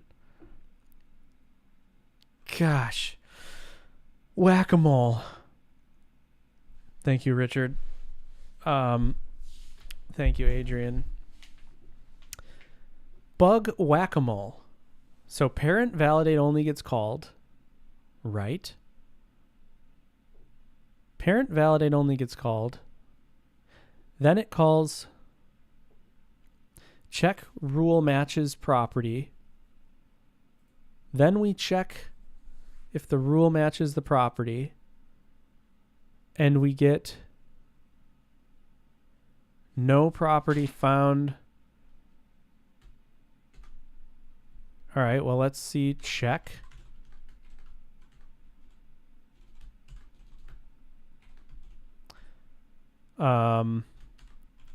Check rule matches property.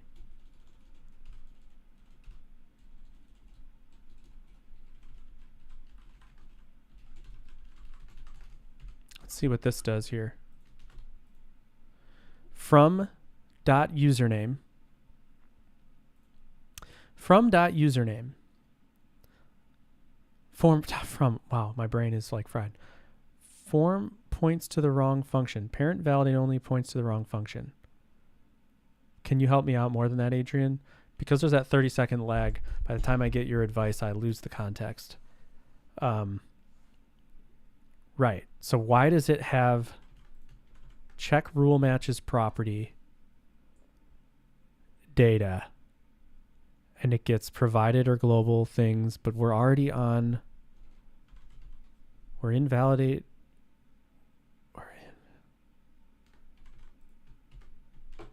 validate only.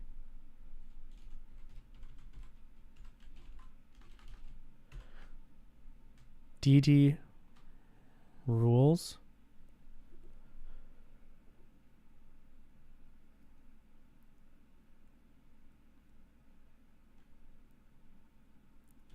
I guess we need the data. Get data for validation. Let's just look at this. No property found for validation. Support. Validation.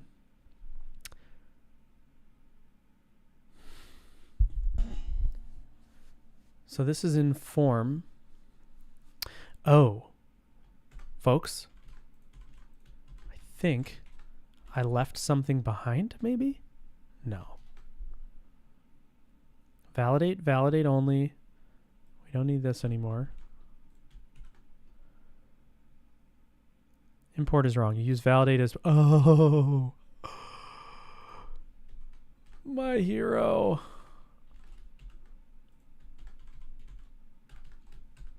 You guys. This is why you're here. Oh, you caught it. You saved me so much time. Crap. No property found for validation. Check rule. So now we have validate only as parent validate only.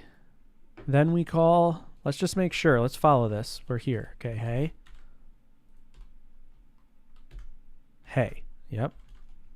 Now, parent validate only. I'm going to kind of just go back to one window here for a sec. Okay. Parent validate only. We're here. And let's just get these rules.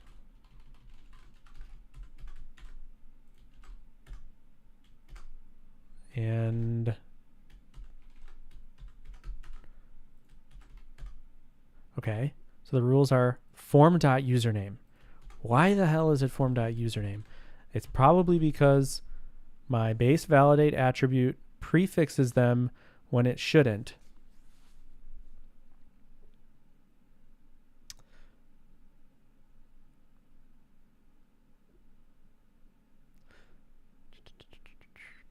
Messages. If a single message applied only the first given value.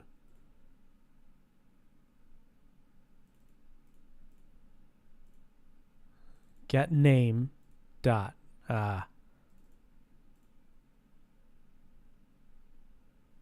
Target add rules from outside. Rules. Let's just look inside here.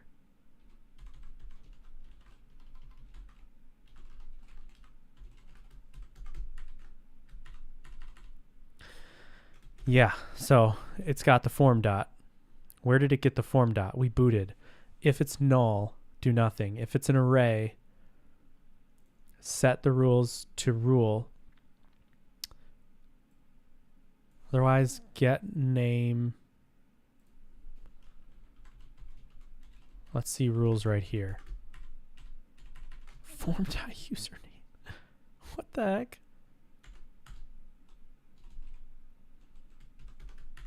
Empty array. Rule.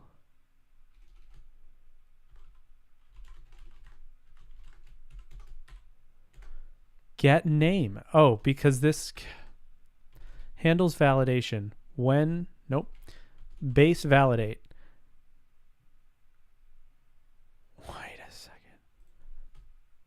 Supports attributes?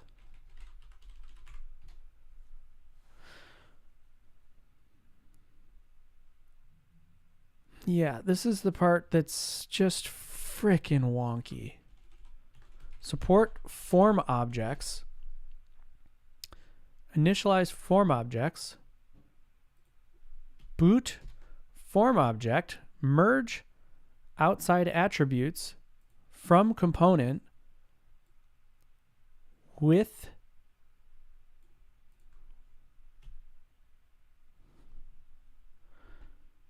right, we need it to be that way.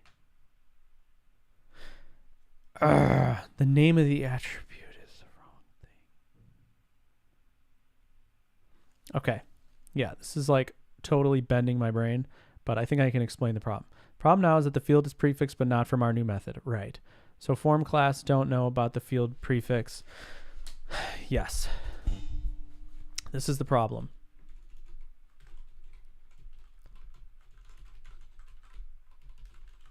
We're using this. However, when this is added to a form object, it gets the attribute, but it adds that third thing right here. That's a prefix. Property name prefix.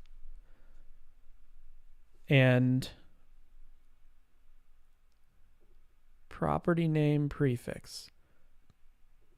And here we are appending that. And this is important to do this because if you use like URL in a form object and you have this, when you see it in the URL bar, it has to know the actual data is form.username because that's what it is for the Livewire component itself. So it has to have that name. But when it comes to validation, we don't want the full name. We want the unprefixed name. So it's like, no problem.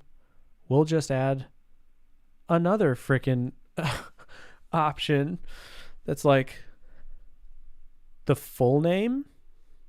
So this is it. When we're booting an attribute, we need the full name.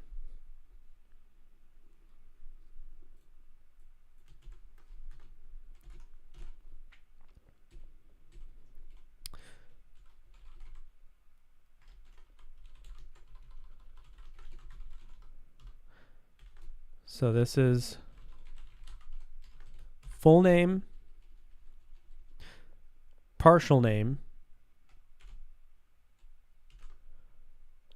So full name,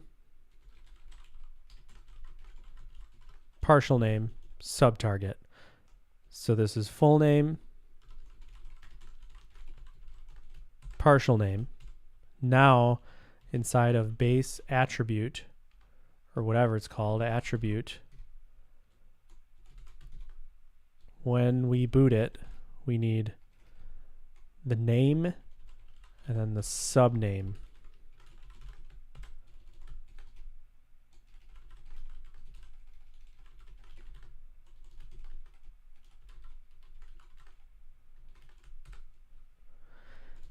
And then get subtarget, get subname.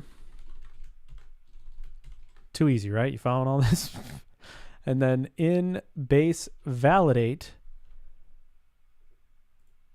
when we, oh no, in frickin', right here, get name. It's no longer get name, it's get subname. And then this is get subname, and this is get subname. Illegal offset type. Get subname. Rules. Get subname. Right. And then I think what we need is inside the base attribute. Oh, I'm not returning subname. Okay. The getter is returning the wrong property. Not concatenate them, but keep them as separate parameters. Yeah, probably should. However, in this case, it doesn't actually make sense because it would ruin everything else that depends on just not using the subname. Ali, I wish I could tell you what issue we're working on now. We're working on form objects being better at validation, and it's not small potatoes. Let's try this. Duh.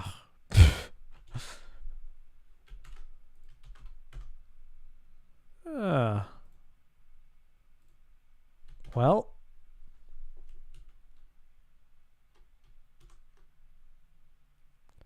I think the problem now, get subname.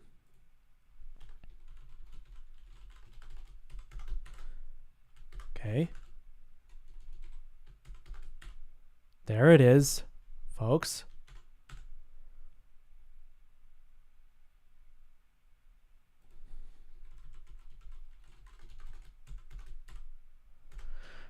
Right. Okay. You add validate, those rules have been added. We listen for the update method, and we validate only get subname on the target.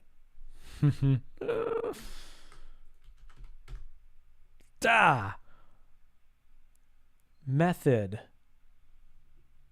Support redirects. Redirector. Where the heck?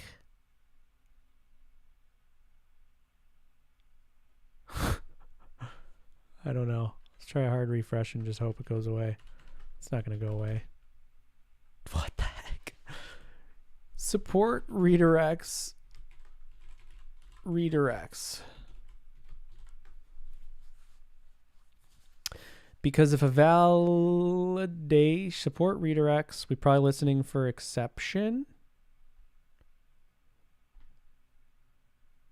I don't know. Wow. Fabian, are you telling me something that fixes this? Redirector cache stack, app redirect, session store, redirector, with. Redirector with input does not exist. Where the heck does with input even get called? In the exception handler, I think we accidentally let our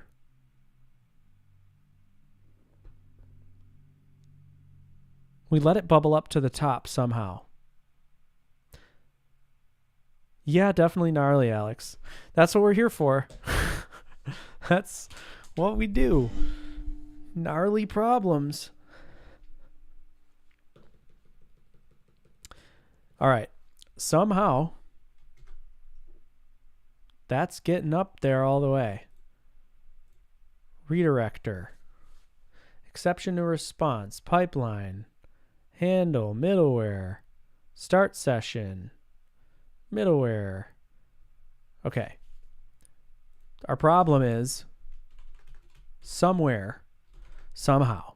Let's get back to validate only. So if we're in the form object and we have validate only,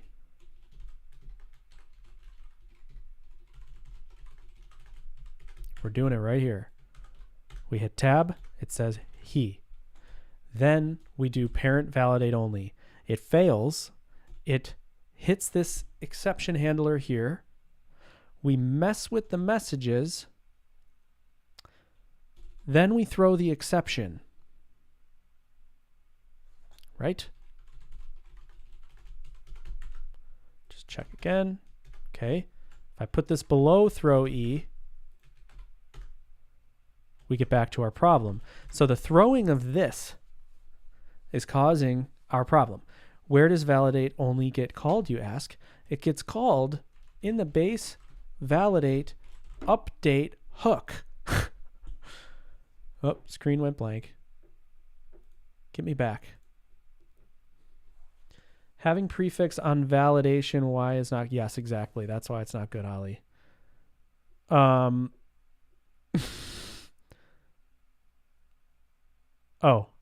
yes. Tell me. Attribute.php. Tell me. Richard, fix. Did I pass these in the wrong order or something? Is subname before full name? No, I think it's full name and then subname. And then subname, subtarget.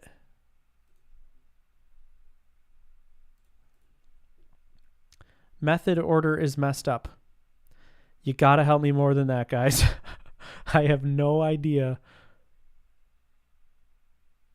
what you're talking about. Check double method. Check double method get name. No, there's... You gotta give me more. Richard, check double method. Enable line numbers.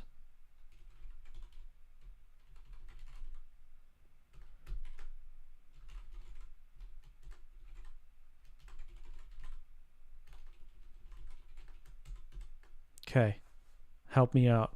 Oh man, I can't believe you're still going. Len, I know. Nope, you didn't miss it. We're still freaking here. And we're stuck, and I was about to chase a different direction, but Richard and Adrian seem to know some problem. Where we had boot. Okay, so the form synth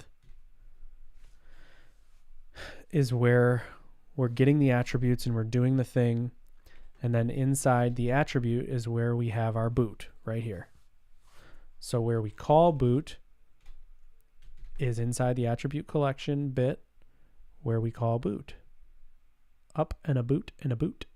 And I mean, this doesn't matter. Oh, wait a second. No, yeah. Subtarget component attribute level root. No, yeah. We're passing in the... Oh. Ah, you knew. You totally knew. Yep. That's it right there. But that's not going to fix it.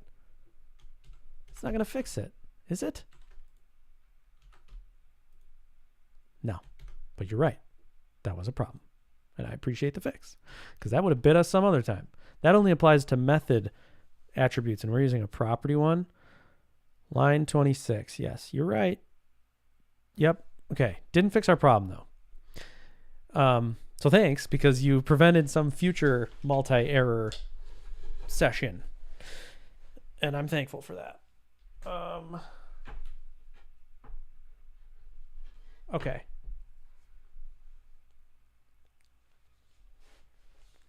Yeah. Line 19 is also wrong.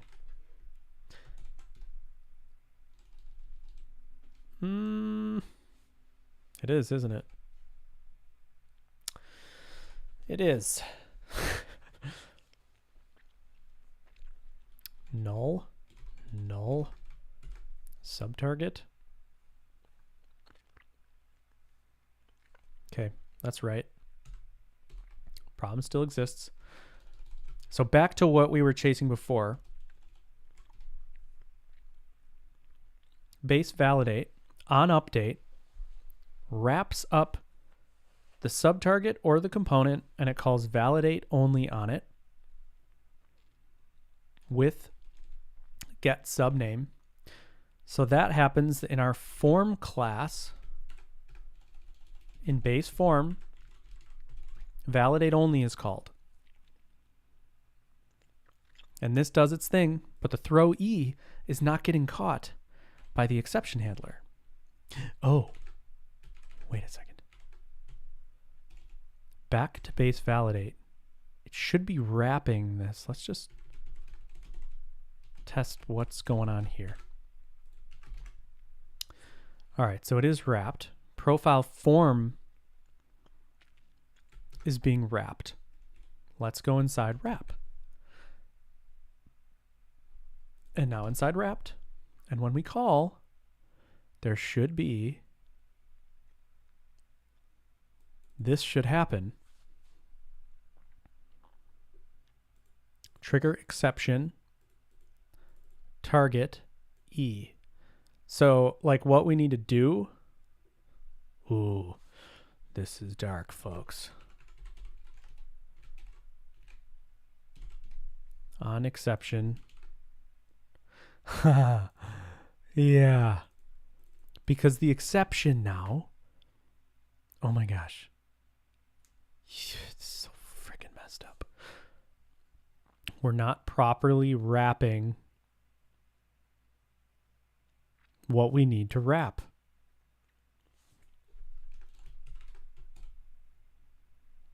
Okay. This is how dark this is right now. We're going to say wrap this component arrow call. No, let's just see if wrapped has any helpers for us. Oh, man.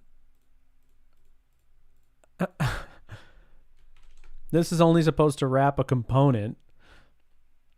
So what we're doing now is we're going to wrap the component and we're going to call no-op and pass a function where inside of it we're going to call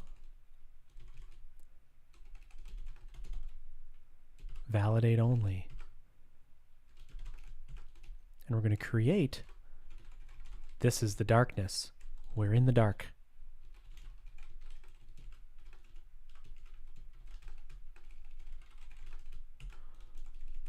Yeah, I know. Watch this. Ha! Oh my gosh. Oh! It's all working. Here was the problem. Livewire's exception handler is built around this wrap function. When you call a method off of wrap, it adds a try-catch internally to catch any exceptions, and it throws an event with that exception and the component. However, that event expects that the target of the thing being wrapped is a Livewire component, and we wrapped a form component, and then we called validate only on it. And because it wasn't a Livewire component, none of the exception handling that we expect worked, because none of the hooks were being called. Gosh, how crazy is that? This is the fix. Okay, well, we fixed everything. Let's go back to the unit tests. Support form unit test. And we're going to run them all. And it didn't work. 1, 2, 3. Can validate a form object using a rule attribute.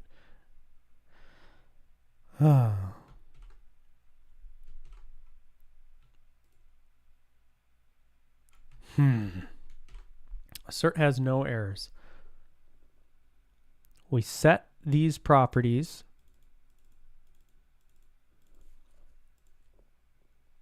Oh my gosh, we are in purgatory.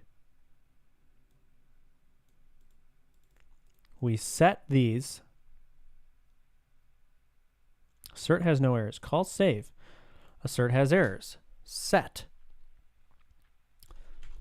Let's just do this. We're just going to set right here.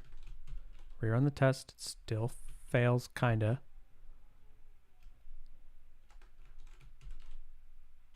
And yeah, it does have no errors.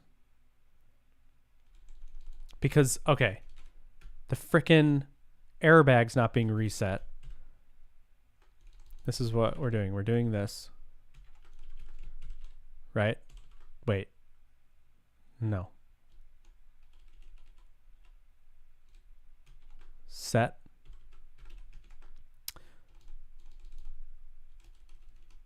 Wait a second. Call save. Okay. We get errors.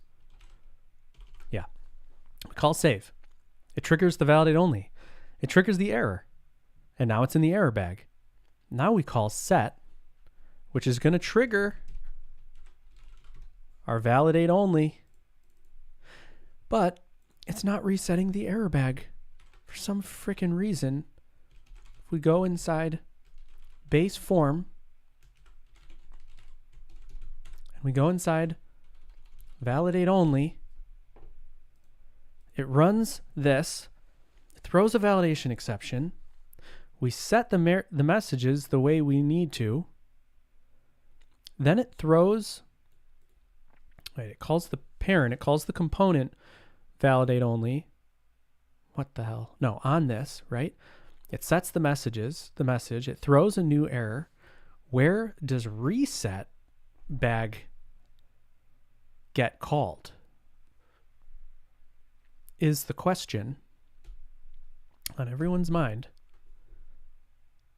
And it should be right down here. And reset error bag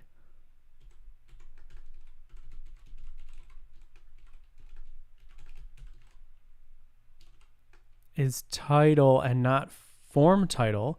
Okay, no problem. Folks, I know the problem. I know it. It's in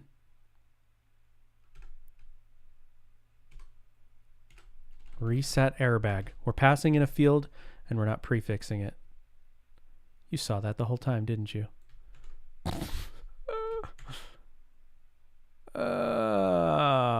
But reset error bag can be an array of fields. So we need to go through the array of fields.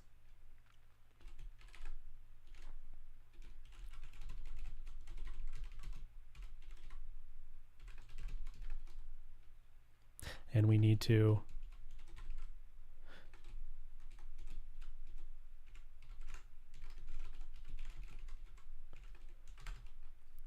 prefix them. See, this is not a hard problem, right? It's not hard. And then we call set. And we pass in fields, I guess. Still doesn't frickin' work.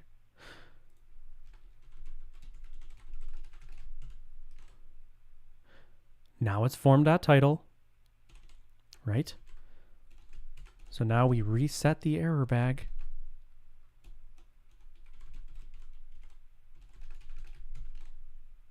Form.title. It's not empty. We set the error bag except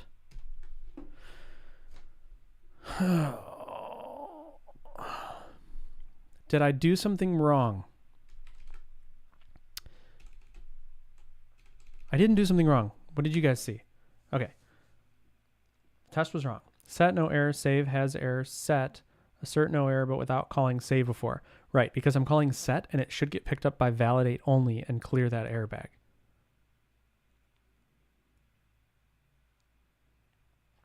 You know?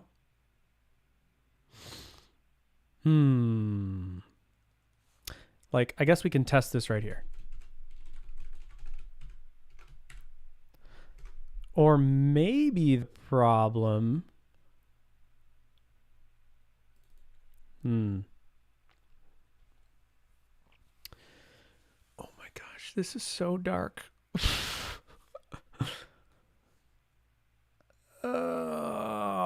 Let's do this.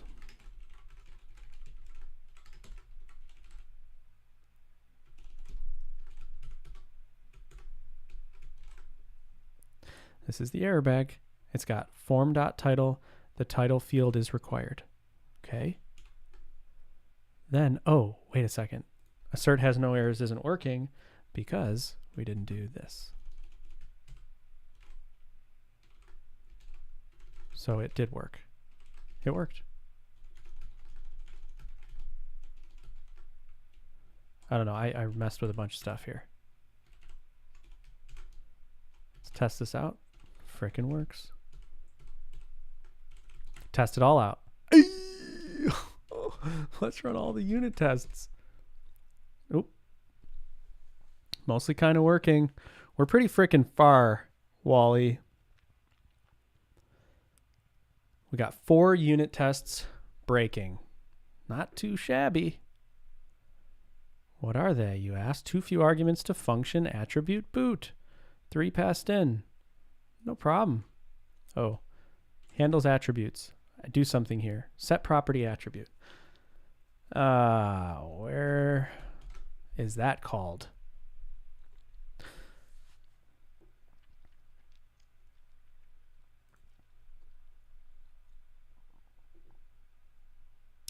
Set property attribute is called there. It's also called with pagination. Set property attribute. Property. And attribute. Would set pagination need to use support pagination? Support query string. Set property attribute on the component. That's never going to be anything but the component. Add URL hook. That's never going to be anything but the component. Maybe. Right? I don't know. So let's go to support attribute. We have property attribute. And we boot with the property. And let's just reacquaint ourselves with that boot thing. Boot. We get component, level, name, subname, and subtarget are now all nullable. And we rerun our tests, and they're going to be passing. Folks, we have a passing. Let's put this in a branch in a PR, let all the tests run, and see how much damage we've done. Why didn't that work? Create a new pull request. Come on. That's weird. Did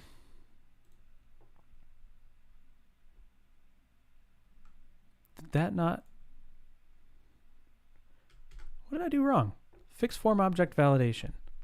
I pushed upstream to fix form object. I don't know. I wonder if I had a...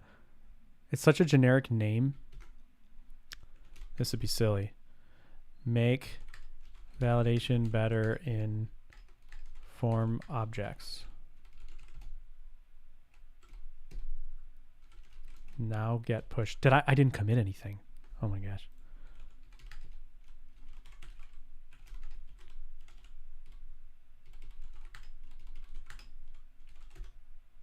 I didn't commit. Whip it good. Push the changes. Now I bet GitHub's going to be all over it. Yeah. Isolate form object validation.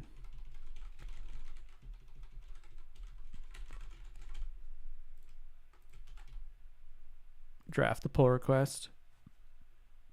Ready for review, and let's watch it fly. This is going to take like 5 minutes. Your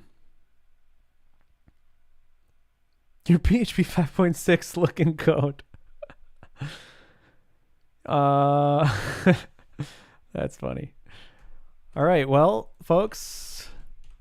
Yeah, I mean, it's a pile of freaking garbage. No doubt about that. Changes across 7 files. The no-op is a total hack.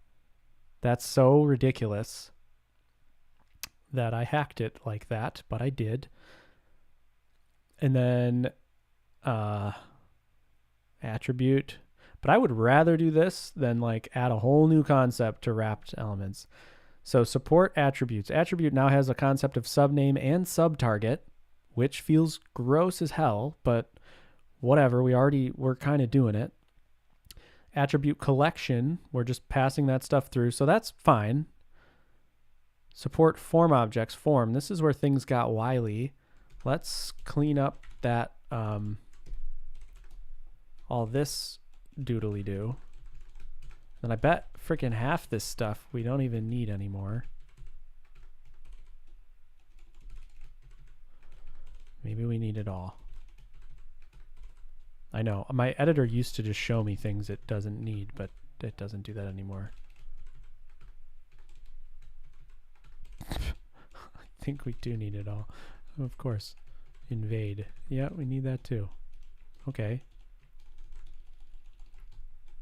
Well, this is how this is Caleb Pint. Caleb Linter. Adrian is definitely pissed right now. Handles validation. Yep, we do the parent stuff. We don't do what we were doing before. We override a few methods. We clean up a ton of code in here. In this one, what did we add? I don't even know what this tells us. How do we know? Is this a net gain of 13 lines or something? But yeah, let's see. I guess let's just go here. So attribute, support attributes. Yep, we did that. Attribute collection, we did that. Form is now we override things and do things, and that's fine. We need lots of commenting, obviously, to make this all cleaner. Unit test. Remove the stale unit test. Base validate. We did a little bit of stuff here that we might need to pay some penance. Base validate inside the boot method. No, I'm thinking of the wrong file. This is the validate attribute, which is fine. Like, obviously needs to be cleaned up because I did a bunch of this garbage that Adrian is like mad at, and he's right. And then handles validation, which is the base thing. We don't need intercept validator inside handles validation, intercept validator. Well, guys, I think I couldn't have done this without you, honestly. Both because you actually helped me get over a few things that I probably would have been stumped on forever, and I'm not sure I would have had the gumption to just sit down today and see this one through all the way. Handles validation. So yeah, now that's definitely cleaner. Check for the nested rule objects and validate them. Let's check on our CI. Where's that pull request? Did we get any passings? Nope, we're still running, but I'm really excited to see if they pass. Oh, Daniel, you're welcome. Glad you enjoyed it. Len, while we wait for that to run, I had one question. I was digging into another issue, and I'm wondering why you've chosen to not use return types and all that. Feels intentional. Yeah, I just don't use any of that stuff in my code, and it locks you in. Like, if it's anything public, it locks me into actually returning a certain type, which I guess is like safe for a user. But if I'm returning I don't know. I don't use types because they lock you in. And that's really the answer in general. But like Taylor uses types somewhat sparingly. I'm trying to think if this applies to what I'm saying. But types are tough with a public API because you have to tag like a new major version to accept a new type into your function, because then somebody who extended your class with that function has to change their type list or whatever, their signature of the method, and then that's like a breaking change. Or if you just don't add the type, then you're fine. Then you can just accept a new type and it's fine. So yeah, went for a trip and you're still live. I know. This was a long one because it was a gnarly one. We're at like 2.5 hours, and there's honestly like just as many people on as there were when we started, which is crazy. So I think a lot of you, I don't know, you either left your phone on and walked away, or you're like one of the 6 people really pitching in here helping me out. So yeah, this obviously needs to be cleaned up, but this is a lot cleaner of a way to do validation in form objects. And at least once it's cleaned up, it's going to get me past the frickin' video that I've been recording that I had to stop because of this problem, and now it's fixed. So why are they taking forever? Because there's like 10 zillion dusk tests. Let me see if they're still going. Yeah, they're still going. So yeah, I don't know why they're so slow right now, but okay, the new browser test ran, but now like legacy browser tests have to run, and there's about 1 million of those. May we have had a client call for an hour and was surprised to come back and you're still going. Yeah. You just saying started streaming 43 minutes ago. Oh, I did refresh the stream page about that time ago accidentally. So maybe that's what happened. I don't know. But I really want to wait for at least one of these things to pass or fail. So we're going to do that. That's our timer on this, is we're waiting because we want to see if we broke random stuff deeply. But I don't know. We've covered our bases here kind of well. Validate is a gnarly one, but now we have the infrastructure with all that attribute sub-targeting that, like, if let's say somebody's using URL inside their form object and they want the name to be clean on the page and not be like form.username, they just want it to be username, then they have an easier way. Like, I can actually write code to make that happen, which I probably should, honestly, but that's what's up. We fixed the hard-coded form. I don't know what you mean by that. I don't know what you mean. Hey, folks. Passing, baby. All right.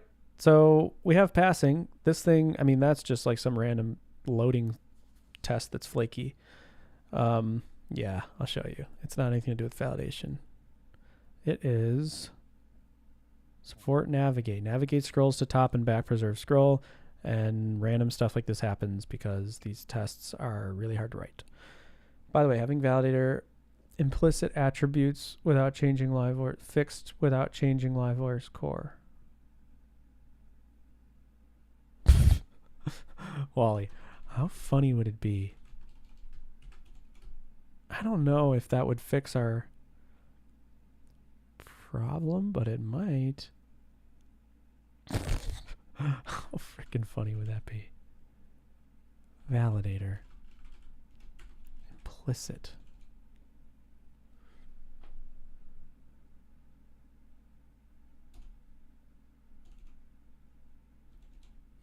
What is it? It's add. It's implicit attributes.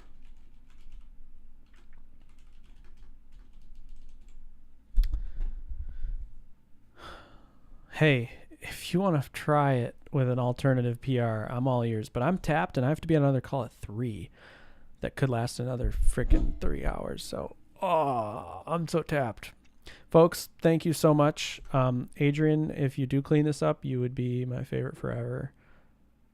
Richard. Okay. But thank you guys so much for hanging for 2.5 hours. We cracked a big one. This was deep. So thanks for hanging on the stream. Have a great day, everybody. Enjoy your weekend. And we're going to keep cranking along here at Livewire headquarters. Wally, I mean, you could just open a pull request and try it and then submit it and then see if the tests all pass. So if the test passed, it's pretty low risk to merge. All right. Good night in Kenya. All right. See you, everybody. Ending the stream.